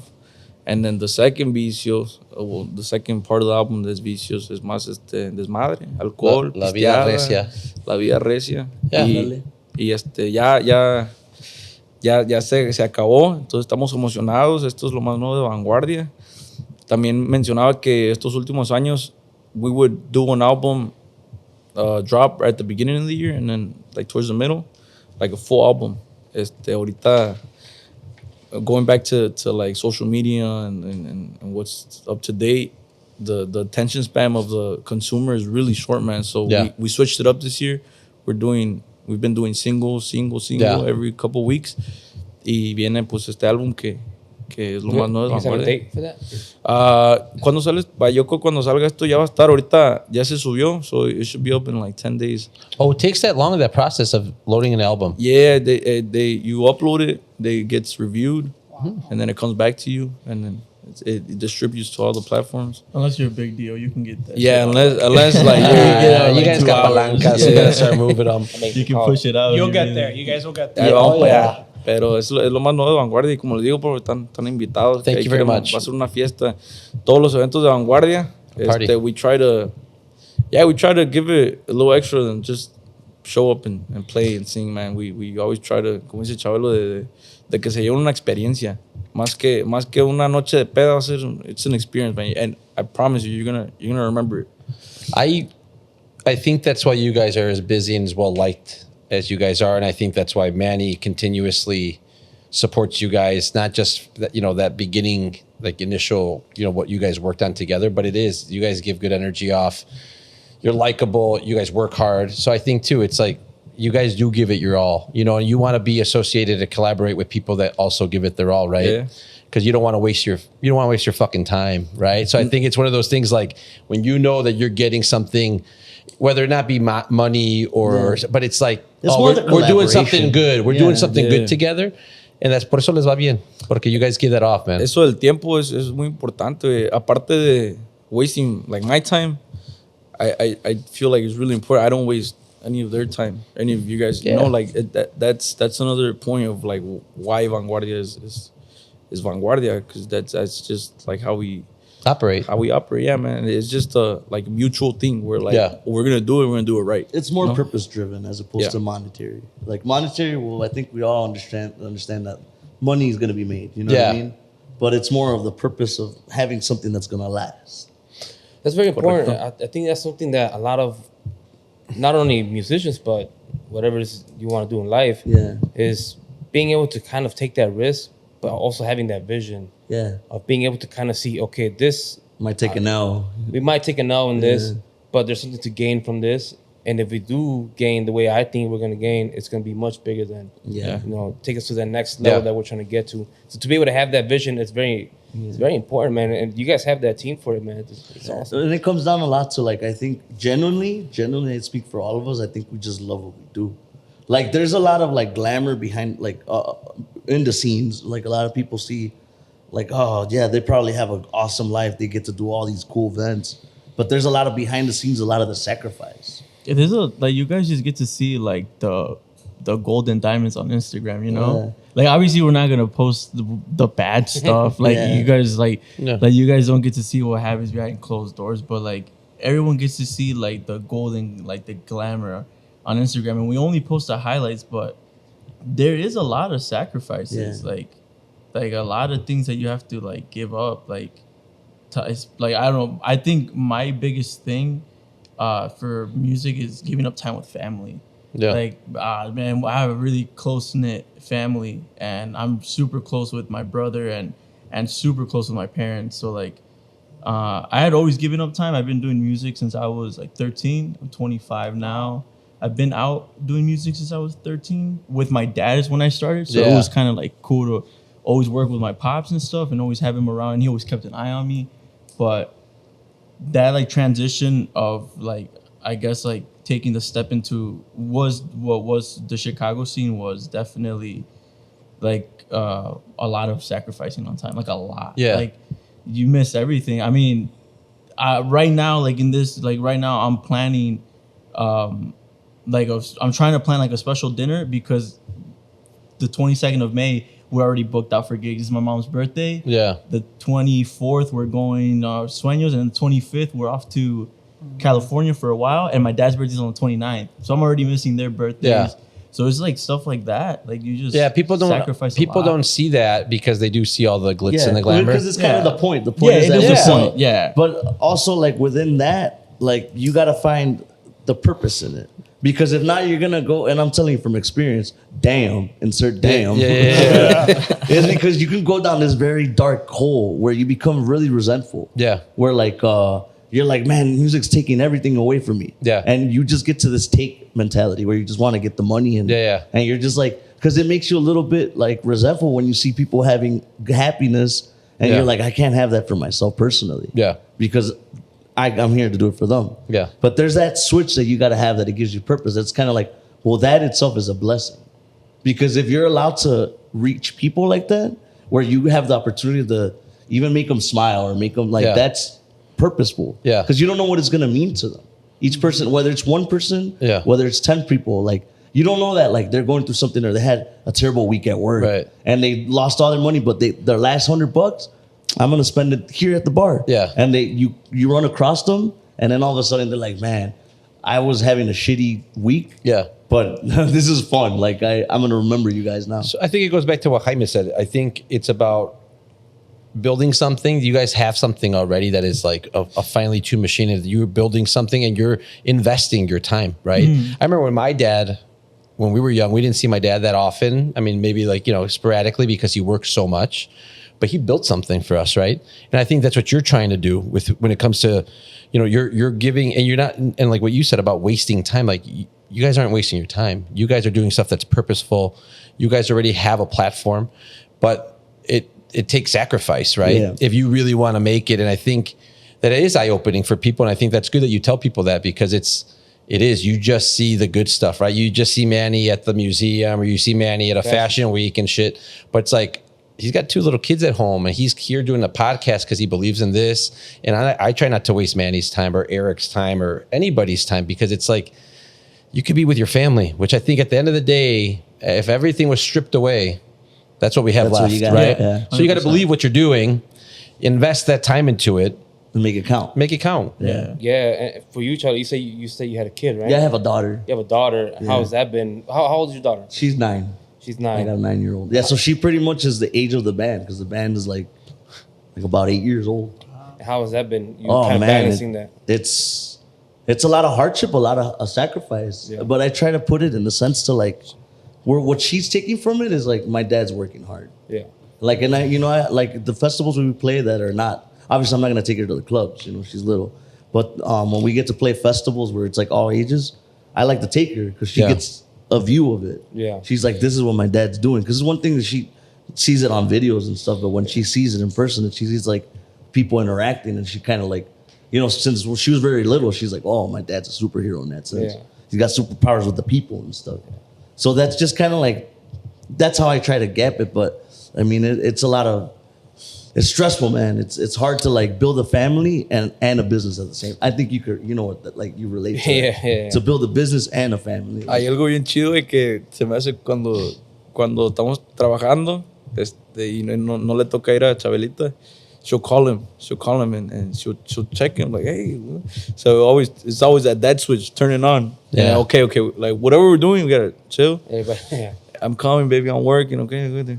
Hangs up. Okay, lo que estamos. Yeah. Se me hace bien chido eso, güey. Eso es como papá mode turned on. And I think I'll close this part of it with what I learned from Gio Cabrera, the boxer that we had. He talked a lot about purpose. If you didn't have purpose and you didn't have purpose or you didn't have purpose about like what you're trying to achieve, this shit would eat you alive. Oh, yeah. You'd be like, I'm missing my daughters. Yeah, that's what I'm saying. That's the hole that you found. And you figured out a way to like channel it, right? To say, okay, I'm building something. Yeah. It's work. Yeah, it is a glamorous, visually from the outside life. But if you don't have that purpose, it's not going to bring you out of the hole. Or it's not going to make you feel unresentful about your mom's birthday and your dad's birthday because you're fucking building something that a lot of people wish they were on this couch in your shoes because of where you guys are already at. You know what I'm saying? So I think it's like, it is tough. And you're building something, you're investing your fucking time, which nothing more valuable than that. But it doesn't take away the hard part about it. It's just like, how do you push through it? And it's without purpose, it's tough. You're going to sink. Yeah. What did you have to say about that, Manny? Did you guys ever find yourself in a hole? Yeah, definitely. Well, with it, and I mean, I think it happens in everybody has a different timeline, I think. Like it may happen to me like when I was 30, and maybe it happened to him when he was 15, etc. You know what I mean? Yeah. For me, with this band, we started off like fast, like hot. Like the band came out hot. My daughter was born around the time, and it was just fast. It was really, really fast. And before I knew it, I was lost in the sauce. You know, and I say the sauce because it's like it's a double life. You're living a double life. The double life is the glamorous. You're on one end, you're going out of state, and everybody's like, "Oh my God, they love you, they idolize you, and all this." And then the other life is like you're stressing with the BM, and you're stressing with not seeing the daughter, and you're living like this kind of like broken life. Yeah. You know, because your actual foundation is shattering. Yeah. You know, because to uphold this shatters because there's just no balance. So that's where you go down that hole. And for me, it happened really early on. And it just took a lot of like, there was a moment, I think, when I was really resentful. I was like, man, I hate this. Yeah. I hate playing and seeing people happy because I'm not happy. Yeah. Like, how come I gotta be, you know what I mean? And Well, that's the thing. it's like comedians, right? Yeah, When you see a lot of literally. time, comedians Yeah, might be they're some of sad the people. saddest people Almost because torture people, because the same thing. They're They're on sad. the road, they're gigging, Yeah. they're trying, they're projecting this happiness and this, hilarity. And then when they get off stage and they don't have that rush They're alone. anymore, and y el bajón. Like when I do shows or when I do big events, after they're done, I felt it after Millennium Park, like for like 2-3 days, like the amount of dopamine that you have being on a stage with 15. I mean, as an organizer, Right. I can't imagine you guys as performers. That fucking high hits. Yes. And then when it comes down, you don't just go back to where your baseline. You don't regulate it. You go Right. deeper. And I think that's like the life that nobody sees as somebody who's not just performers, but someone that you create something or you put your all into something, because it is you're giving up something else in order for that dream, right? Yeah. Yeah. What about you, Glenn? Are you the youngest guy in the group? No, Jaime is. I Oh, think yes. I'm Damn. older than Jaime. But Do you have? I know you don't have kids, or at least you haven't mentioned that. But was there a specific time where you felt like you were in that hole? yeah, man. And I mean, I've had like a couple instances with music where I felt like I was in a hole, like where I had officially quit music and I was like, I'm done. And I had like a 9 to 5. And then, but like, I think my last biggest one, so like I joined Vanguardia and everything just fast. Everything was quick, like pictures, videos, out of state, gigs, like everything was moving so fast that like we were like kind of practicing as we were going. Like there, it was more like catch Learning up. as you go, yeah. Like catch up, man, because we don't got time. And everything was moving fast. And then on top of everything moving fast, I decided to move out, moved in with Jaime, and then like things were just like kind of taking like a big pile on me. And then since I was focused so much on the band, I wasn't going home as much. And I think like just being separated, I did it to myself, because I could have made the time to go see my parents, but I think I just like put a lot of focus, which is what Chavelo was saying, like you're upholding this life, but you're shattering kind of like another one to like make sure this one's doing good. I mean, I think that was like my big hole was like it got kind of little like like really bummed out just not being around my family. Sometimes just being like super alone, and like it felt like I was super alone. And then, but that's just how this life is. Like if it's like that, and I'm having my mom 30 minutes away. Yeah. Imagine like on a fucking superstar level where you can't go home because you have a 4 or 5 month tour.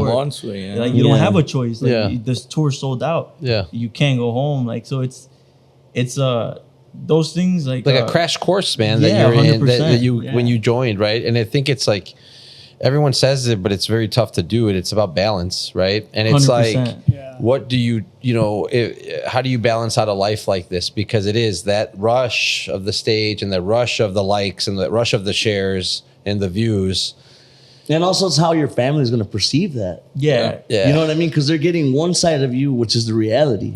Yeah. But then they're seeing all this other stuff. So, Yeah. and then they're like, obviously have their mentality. Sure. Because they're not living that glamour with you. Yeah, yeah. So it's just kind of like, And you're still the baby that they Exactly. fucking changed their diaper. And And not only that, they don't give a man. fuck about your likes. yeah, but they miss No, you on yeah. top of Yeah. that. Yeah. You know, Bro, it's like- I'm the youngest from my siblings.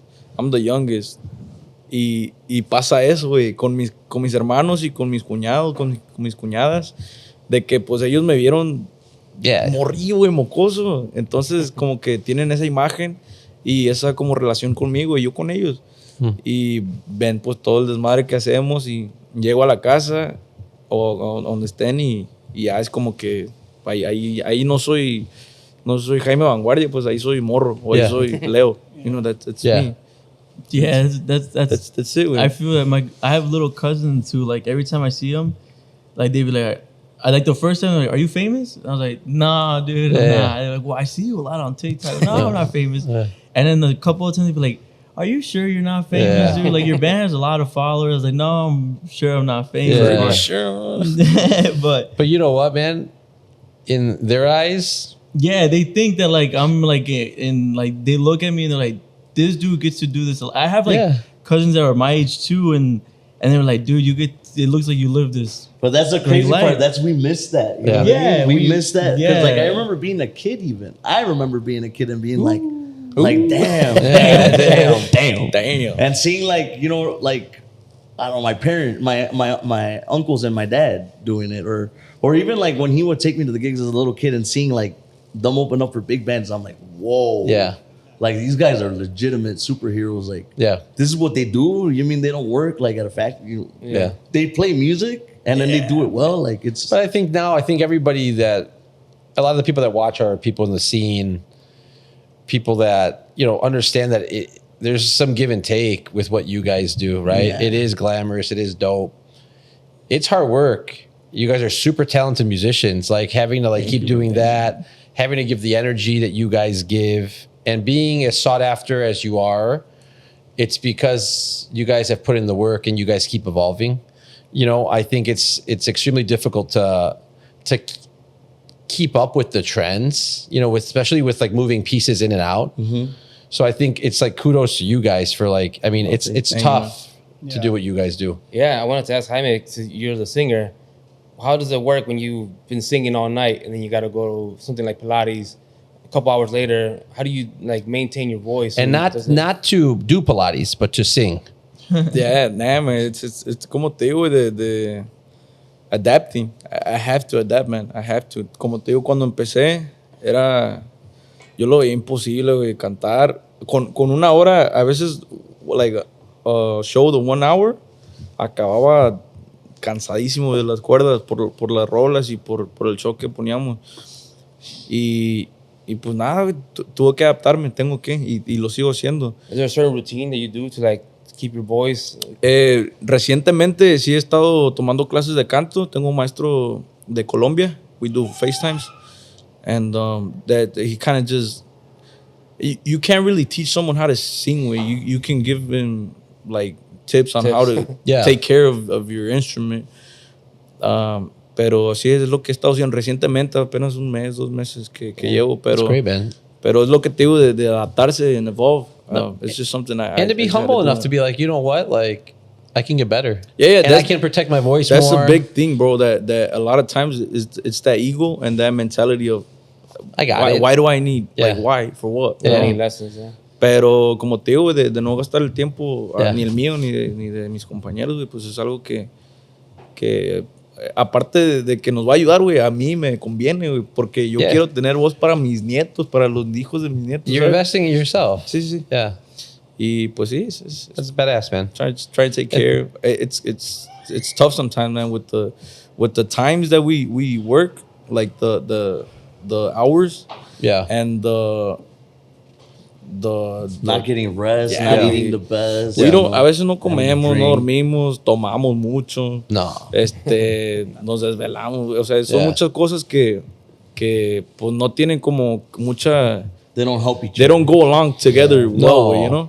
So the conversation's great. I wanted to segue a little bit on just like lighter stuff, questions that I've had that I've asked everybody that comes on, and then I want to end the episode with a jam out. Yeah. Una dos cancioncitas, get to listen to it. I've been in the culinary world, food world, taco world since I was 14. So a lot of my questions are food based or alcohol based. Manny, if you have any questions fashion wise, please do so. Tacos. What is your go-to taco? What is your go-to, like, you're going to eat one taco, last one, what is it? Al pastor. Al pastor. Al pastor. Yo tengo dos, güey, que sin falla. You got to pick one. Si hay uno, es que hay veces que tienen y hay veces hay Okay, lugares they que no got tienen. If they got it, tripa bien doradita, like crunchy. Love tripa. it. If I'm in Durango, taco de tripa for sure. Pero like But- crunchy or you like the Dorado, soft bien one? dorado, bien Yeah, dorado. hell yeah. Eric? Tripa suave. Oh, I'm a I don't know suave about guy. that. I'm a way. very picky Team, eater. Team Suave? Team suave. Happy. Hell yeah, puppy. Okay. I like it suave. Yeah, I don't know about that. Yeah. That The texture? Yeah. The flavor's good. The I flavor's like, good, I like though. both. I do. I would go with the next question. And what is your go-to drink? For the tacos? No. Oh, you just got off the stage. Like You just say cocktail. you just Okay. You get to drink one drink after a big gig. Una palomita. Paloma. Jack and Coke. Damn, that is a very Glenn thing to say. Gin and tonic. What? That's an angry man's drink, Chabelo. What are you hiding? You're like the whole. No, it's the most macro friendly. It's got no calories. That is true. That's why I go for that. Ranch water. ¿Sabes qué me gusta? I was Tequila. gonna say that me gusta el tequila con mineral, así purito Yeah. también está chido. Pizza wise, I know Chicago is obviously a big pizza town. And everybody that comes from outside, when you have people from Mexico come in, what do they think? Oh, yes, the deep dish pizza. Are you a deep dish guy? Are you a normal pizza guy? Tavern style? I like both, but I think my go-to is just thin crust, not too much sauce. Shout out a place. What's your place? Ooh, that's a tough one. Mama Luna's, Luminaries. Okay. I think those are my. Chavelo, you go first. Oh, I need to find Chavelo. a pizza spot. Recently, The fire. I like the tavern style. Yeah. I like. I'm gonna be like kind of like an op on this because Chicago pizza is cool. I like Chicago pizza. Oh, God, what's But coming New next? Haven pizza. Oh, yeah, yeah. You know what I style. just tried recently with también? Is it Jersey pizza? Like the long rectangle one? Detroit. Detroit. That's Detroit. With Yeah, all the Detroit cheese style. crust kind of in its square. Big rectangles? I just tried it. Elmhurst has two new spots recently, like man. that. That was decent too. What about you? What pizza? I'll was- eat any pizza. I don't care. Yeah. But what would you, if you had to buy one pizza today, what would it be? I have been recently into Detroit style, randomly, but I think tavern style is probably the most safe. Yeah. safe What is bet. the tavern? I'm a big. It's a little like you said, a little skinny. Thin- Thin, Yeah. crunchy. That's probably the safer one. Oh, okay, What is okay, yours? okay. It's Oh, like okay, okay, Chicago. okay. Yeah. Square cut. Yeah. Square cut I do love only. a Yeah, good okay. deep dish. So Nancy's pizza is Yeah. probably my I would favorite recommend deep for dish. everybody in the pizza world to take this thing. It's called Chicago Pizza Tours. Oh, super He's a awesome. friend of mine. His name's Jonathan Porter. His brother's Kevin. Kevin works at for Stan's Donuts and La Briola Group. But this pizza tour is so like badass. So it's like the history of pizza, and they'll take you to 3 different places. So one will be a tavern style, one will be a deep dish. The other one's like kind of like the novelty like piece pizza with different like. But then you get a drink at each place. They take you on a bus, like a really nice bus, and they just tell you the history about pizza. It's really interesting. So Chicago Pizza Tours, people should check that out. Yeah. Best late night spot after a gig to eat. To eat? Ooh. Oh, I have one place. we know What's where your your place. I don't know. If I really have to think about it, I'd go with Los Comales Marbles Park. Yeah, Right. I'm like right here, right behind us. 2110 West Lake Street. ¿O qué se les antoja Pero late night? es que depende how Okay, late go. we finish. It just depends how late we Because we're finish. finishing late. 3, late 4 in the sometimes. morning. Oh. That's why we can narrow it down. So they say our place, right? Yeah. Like it's only all the No, like Yeah, you guys yeah, Marbles Park, what do you I'd say think? you Hey, finish 3, up 4 in the at morning, Lake you guys finish in Melrose Park. What Yeah. do you guys like? No, comales sin falla. But what about fast food wise? Like, are you guys stopping at McDonald's? You guys Bro, like Es lo Anything, más, love McDonald's. es lo I más, don't eat McDonald's. es lo más No? Yeah. it's like the only thing that's open, Yeah, bro. yeah. McDonald's. Oh no, this dude will eat anything you put in front of him. Yeah, dude. I'll munch on it. Like it gets to a point where he like gets like a little like hangry and like, hey, he's get in the backseat like McDonald's, McDonald's, Nah, McDonald's. que- say it how you really say it. Mierdonas, mierdonas. Es And like, que, bro, it's 4 in the morning. You want to eat that? es que sí, Ya está güey. su colera. Es mucha energía lo que sudamos, güey. Yeah, and honestly, sometimes you got to put good stuff in your body. You guys are artists. You guys are like, like you were saying, like athletes. Like Yeah. you guys have to perform. And when you eat food that doesn't There's no- spoil after 2 years, and Yeah. it's just it's Gas station hot dog. yeah. At that point, tuna from the gas station. Yeah. You know, tuna and some hard boiled The, eggs. the sushi they sell. Hell nah. in- From Oh, the gas the gas station. station. Gas gas station Crazy, sushi. bro. I'm not eating any fish from any fucking gas No, station. like the canned one, not like the. Yeah, like the tuna. Don't like be the- gross, bro. That's not Canned fucking fish. making I know. Look, a lot of people knock on tuna, but it's like out of all the food they have there, it's the best you can get. But this reminds me, my first experience with sushi. I was a kid. I remember my dad brought sushi. My dad's never had sushi in his life, He's like, oh, look at this. I got some sushi from Jewel Oscar. And I think we were all gonna die, bro. It was fucked up. I learned my lesson. If I didn't eat sushi forever. For a long time, I was like, I'm never gonna eat sushi ever again. But obviously, don't get sushi from certain places. Yeah. Obviously. If you're gonna get sushi, Don't get sushi from Jewel. raw fish from any Gas station sushi. Don't is a do whole it. No lo different- hagas. Don't get You gotta sushi be from built gas different. stations. Yeah. Tuna is a different. It's a different story. Now I love sushi, but obviously, like you gotta get it from the right. Right source. The worst is when we go out of state. Like everyone goes, we stop by a gas station, and everyone just gets random ass shit. Like I'll get Sour Patch Kids and Pingüinos de Chocolate, and then this dude will get Takis Nitro, and then this dude will get the Nitro? Munchies. And we have a bed in the back of the van, and usually in the back of the van, it's always me, Jaime, and Chavelo. We always go to the back. We go to the back, we empty our bags, and we're like, okay, Let's do and this. we just fucking dig into everything, dude. And the dolor de estómago is so bad. I bet your guys' windows roll down real Yeah, quick. you wake up and like they're driving, and you wake up and you look out the window, you're in the middle of nowhere, you're like, gas station? And Gas then we're station? always Like, surprised, like, why we gotta go to the back? Why is my Like, stomach hurting? why Like, is my Takis stomach on hurting? nitro. Kids. Let me the next question. I got two more, and then we're gonna jam out. I see Georgie's got the guitar Yeah. ready. Georgie, What song are you guys tired of playing? Straight up, done. Don't want to play it anymore. What's the song that just annoys the hell out of you guys right now? Vamos a pistearle, compa, chavalán. Oh, man. La mía. Dos botellas, güey. Dos botellas de I was mezcal. about to say, Y me gusta. Oh yeah, Like, you can't go wrong with them. It's just It you just can't when you're miss. over That it. one's up there for But- me, too. But I think mine right now is a Marlboro Rojo. Oh, damn. Oh, I'm so tired because like everybody plays it in the club and then Yeah. we play it. Yeah, And it's yeah. like, but then everybody loves it. What You know, about it's you? like one of those songs like you just play 100 times. And Yeah, those- my answer hasn't changed in like 4 years. When I was playing with the Halos and same now, dude, La Borrachita. I fucking hate that What song is that? dude. A una cerveza, a la borrachita. Oh, yeah. hate that song. That's like mariachis hating to play the Mariachi Loco song too. It's like, dude, enough. Well, last question.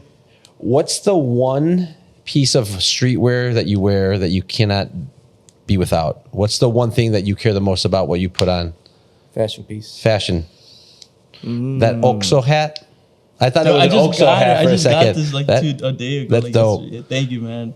Shout out my boy Only Vision from Cali. He sent this over. Shout out the man. What's the one thing for you, Glenn, that you can't leave without? The Benjamin. No, that don't count. 'Cause That's not streetwear. not streetwear. That's lifestyle stuff. Yeah. And it can be like nowadays it's hard to tell. You know what, Accessories. man? Every time I go out of state, I don't know why, but I always pack it. Like sometimes without even thinking, I have this 1992 single stitch Harley Davidson tee, and I've had it for like a minute, and it's just like a good Staple. lifetime. Yeah, I don't know, like staple. Yeah. And like if you go in some old Vanguardia videos, especially out of state, I always You're always have it wearing on. that same Yeah, shirt. dude, it's the same You're like, they're shit. never gonna know. It's a different state. And something about these old Harley t-shirts. I don't know what it is. Yeah, They- man. But like even your hat's got like No, kind of like that- the like. That's my Harley inspired. Yeah. But yeah, I mean, for sure. That's What about you, Chavelo? What's your thing? Gente fina button. Yeah, hence He feels like how we felt when we asked about the food. honestly, not even lying, because you could see it in all my pictures for the longest were the glasses. Oh, those were gente fina? Yeah, but I left them in the Uber, gran like, ones? in another state. Oh. I had gotten I 2 remember pairs of those. them already. The scorpion glasses. Yeah, Okay, okay. The sunglasses. That was your piece. That's my piece that I wore them all the time. Because I think you gave us our first pair like when Yeah, they came yeah. out. You And gotta I pay- just you gotta pay rocked now, them. bro. Yeah. First And one's and free. I got another Next pair. one. I got the second pair because I'm like, dude, I like them. Those were it for a while. I got you, bro. I got you. What about you, Jaime? Me gusta mucho McDonald's. la comida. Can't leave the house No, without a lunch bag. me gusta I like shades and I like hats, güey. But algo que siempre traigo, güey, es una esclava. Y no sé, I don't know if it's something like subconsciously that growing up, I would always see like the kids with their bautizo necklace Yeah. and their esclava. And I never had that. Never. I never had a like a chain or Yeah. something. So I don't know if I just, when I could, I got bought one. my own, and I always have this, and I like jewelry too, Yeah. but this is something. Even if I don't have like my chain or a watch, I cannot have a watch, but I always have this. You got your esclava. I don't That's dope. know what it is. I need that, Gente yeah. Fina to make a headband. I love wearing headbands. Yeah, You know your I always, bandanas, I always see you I with love headband. them. I Always love wear her. headbands. That was to this day. I still rock them. I'm working on some jewelry too. It's really fire. What about you, Awesome. Manny? What's something that obviously you're in the fashion world, you're in the insight. What's something that like you, since before Gente Fina, what's something that you always recognize as like a piece that you always had to rock? I would definitely say like Jaime, bracelets, some sort of jewelry, a necklace. I feel so weird when I don't have a necklace on. I've been wearing it for years. Yeah. And something I'm always on You my feel neck. different, right? I mean, at least for me, when I don't have this, como que I Yeah, don't know no, what it is. you feel naked a little bit. I had this ring since middle school, my lion ring. So I always gotta have it on. So. Manny strikes me like the guy that los cinturones piteados. Yeah. You strike me as a guy that always just wore them. You know what? I got a gut now, so the belt buckle is kind of tough now. But I But got a couple of that them. used to be one of my things too. I got a I couple of lost the belt a while ago. Con el pinche lacrán inside, the big ass scorpion. Se lo tiraron, se lo tiraron. No, but that I love the old school ones. Piteado, yeah, The yeah, ones that yeah. had a little cow or a little rooster. Yeah. I had one with I had a little rooster on it, and Dua would always take pictures. I'd be like, "Hey, you want to see my little cock?" And I was showing him the belt. That's awesome. It's a little rooster. And then you gave us the gallo shirts. Remember? Oh, yeah, And I was yeah. like, well, this is my He big cock. We have a video. There's a video that we're like, this is my I little. think you've seen it. Okay, yeah. And I was like, this is my little cock. Oh, yeah. This is my big cock. Yeah. But that belt, bro, I think it was a that Nietzsche, video but I think- it was. Yeah. I had it for years. I started buying a lot of his stuff. He started giving me some stuff, and then now we always gotta like coordinate what Gente Fina clothes we're gonna wear, so we To not don't match. Yeah, I wanna so say we don't shit. so we don't fuck it up. But yeah, man, on that I just my Whoop, my Gente Fina shirt, and then whatever gym shoes I feel like rocking that day. I didn't know that. You used to not wear t-shirts? No, he's Never, not. bro. I think I talked to Hector about it at one point. Hector was here, and I'm like, Hector, you look kind of jacked today, bro. He's like, dude, it's these oversized shirts. They make you look like kind of like thick. And I'm like, oh, I got to get into these oversized shirts. He's like, dude, Manny makes oversized shirts. I'm like, I got to hit up Manny. So now I rock the oversized shirts all the time. You look younger. I look younger, stronger. Yeah. My kids think I'm cool. I got camo on. I'm ready to go It's to crazy how the war. fashion does the circles too, right? Oh, yeah. Because it was like the 90s was baggy clothes. Like Yeah, I remember, yeah. you remember Jinko jeans? Yeah. Yeah, bro. Huge ass Echo. jeans. They're making a huge comeback. Fubu. Jinko. Boo, yeah, like that was the thing. And then it got slim and skinny jeans. Yeah. Yeah. And now it's like now baggy again. Yeah. That skinny jean era was crazy. Yeah, it was crazy. When I go to, I just came back from Durango, and skinny jeans are a thing right They're now. still over a thing, there. yeah. I don't know if they just got it now. I'm like, y'all wearing some skinny. And they're a ass couple years behind. I feel like Mexico, Yeah. right? Like, I told my cousin, no, you can't be wearing those I anymore, think the bro. thing about Mexico is that they don't let go of the things. Yeah. So there's just a vibe. like Aeropostale. yeah, They fucking love It's it. stuck. Yeah. It's just still stuck. Hollister. Skinny jeans stuck. big ass. Because Yeah. you got the modern wearers too over there that wear like the big baggy stuff Yeah, too. yeah. But now it's just like, oh no. I think now with the internet, it's different now. Obviously, they see what's Yeah. like, popping over here, over there, so they can kind of see.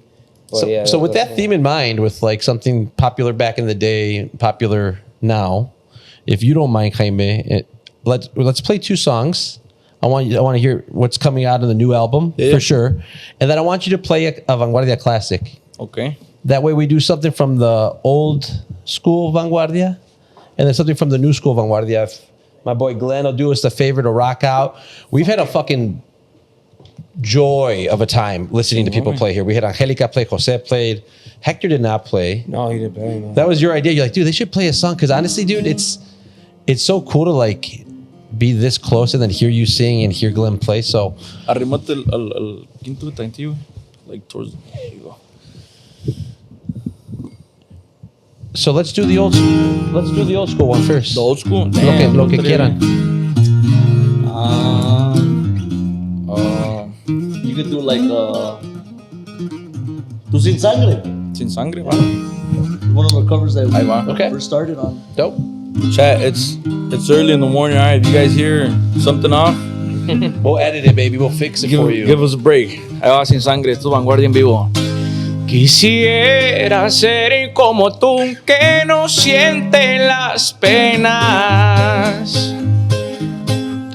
Quisiera ser como tú, sin sangre en las venas. Vivir feliz como vives, llevando una vida que todo el mundo te elogie, que todo el mundo te admira. Pero la buena suerte no es para mí, porque con toda el alma me enamoré de ti. Y tener que aguantarme sin respetar mi orgullo, porque aunque tú no quieras, yo sigo siendo tuyo y de nadie más, mi amor. Yes. That's we can't give a show without not People playing ask for that it every song. time. Yeah, that's a classic Vanguardia song. Yes. What is coming up? What is the next song? What's popping on the Sí, new album? vamos a dar unos previews que no han salido. Una ya salió. Viene este álbum que les digo de Vicios y les vuelvo a invitar este sábado ahí en el Seven Nightclub. Vamos a tener el album release party, so ahí tienen que estar la gente fina y los salucitas. Esto se llama Corazoncito, es un preview de una rola que no ha salido. Esta es un original. Saludos a mi compa Molo, que es el cerebro tras esta rola, y la compusimos en Colony Music entre todos, pero es idea de mi compa Molo. Suena y dice más o menos corazoncito. Alguien me robó el corazoncito, yo solo quería un amor bonito. Me dijo ya no te necesito y me dejaron aquí solito y el cora me duele. Y tu amor no vuelve.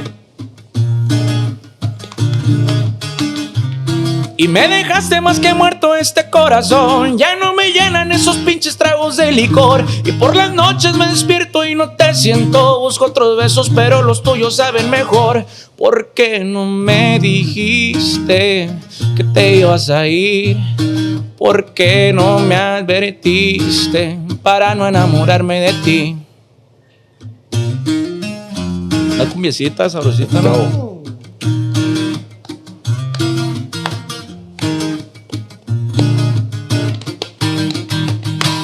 Y me dejaste más que muerto este corazón. Ya no me llenan esos pinches tragos de licor. Y por las noches me despierto y no te siento. Busco otros besos pero los tuyos saben mejor. Y me dejaste más que muerto este corazón. Ya no me llenan esos pinches tragos de licor. Y por las noches me despierto y no te siento. Busco otros besos pero los tuyos son lo mejor. ¿Por qué no me dijiste que te ibas a ir? ¿Por qué no me advertiste para no enamorarme de ti? ¿Por qué no me dijiste que te ibas a ir? ¿Por qué no me advertiste para no enamorarme de ti? Corazoncito, dele cora. I love that. Congrats, dude. That's gonna be fucking dope to drop. Thank you, man. That's the new one that's in this album. Y una que ya salió que ahorita es como que lo más nuevo de Vanguardia. Se llama ¿Cómo ves? Un cover de Mauso. Saludos al viejón. Le hicimos un render a la versión de Vanguardia y nos la están pidiendo mucho. That's badass, man. Ahí para que la busquen. We just dropped the video on YouTube, so ya va para los 100,000, los 60 ya para 60,000. Es number one on Spotify right now, so go look for it. Hell yeah, ¿Cómo dude. ves? Yeah, Grupo we'll push it Vanguardia, dice más o menos. Hell yeah. Esta es para, nomás que es muy temprano, para un Red Bullazo. Cheers, cheers, cheers. Salucita.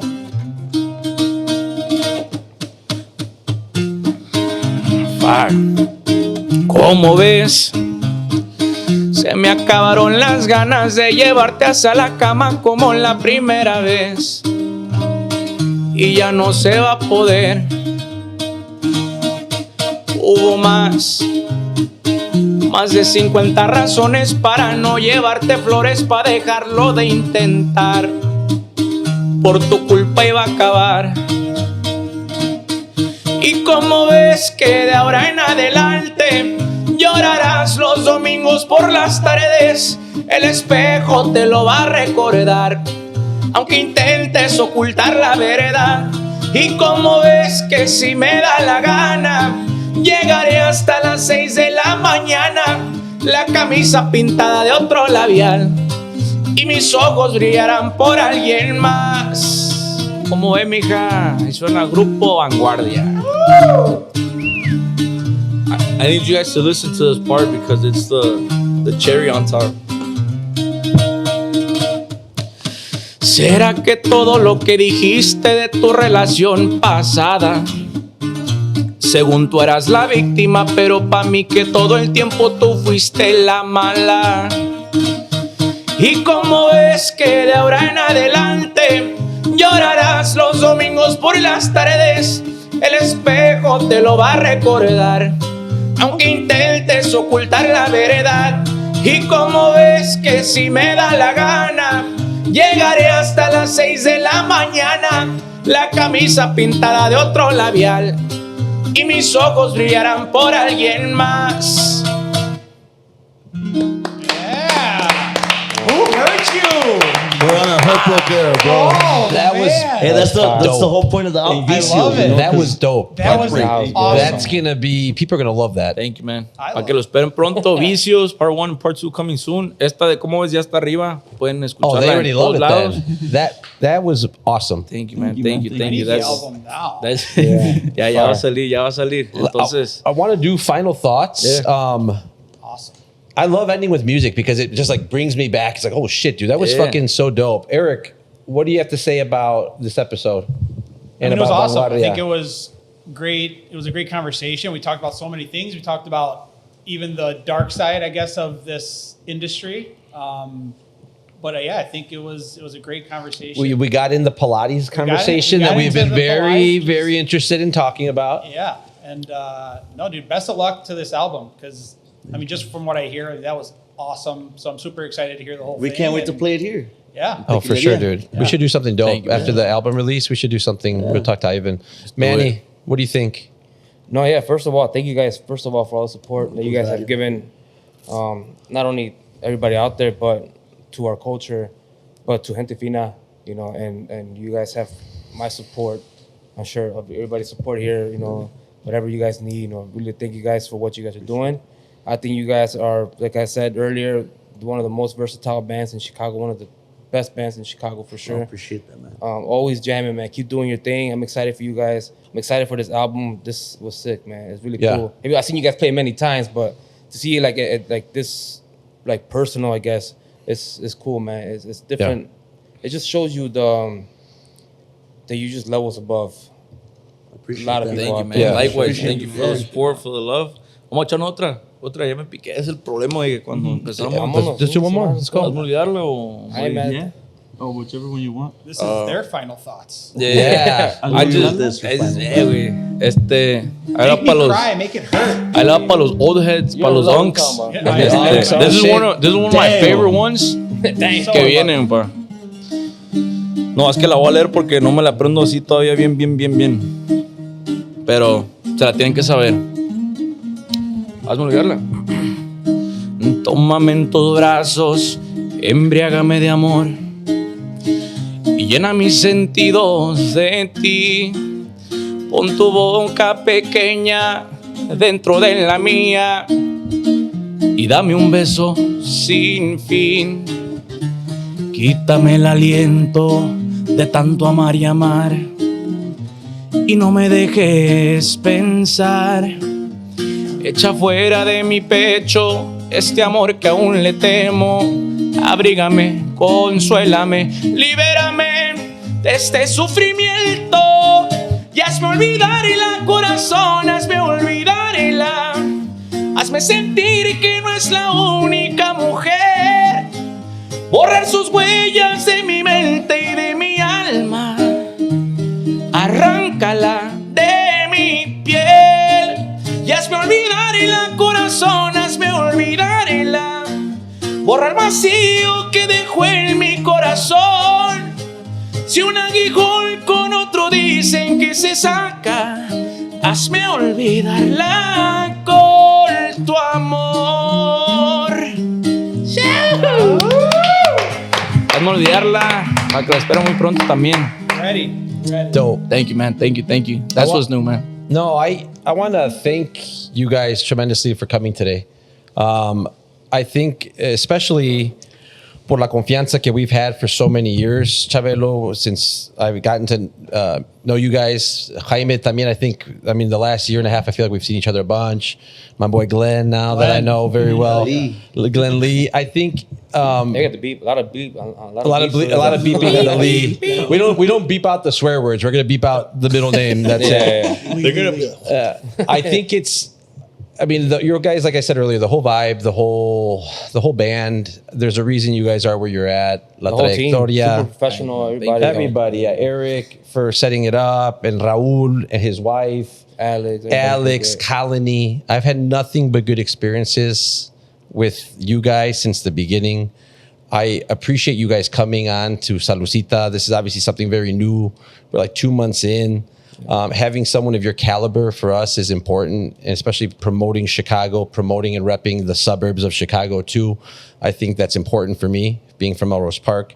I want to thank my brother Eric for his third episode being here, for Georgie. Yeah.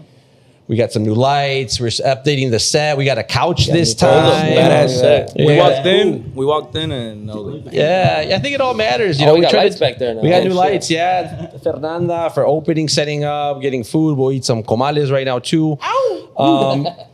Make sure, if you don't already, follow Vanguardia. Follow each one of these guys individually.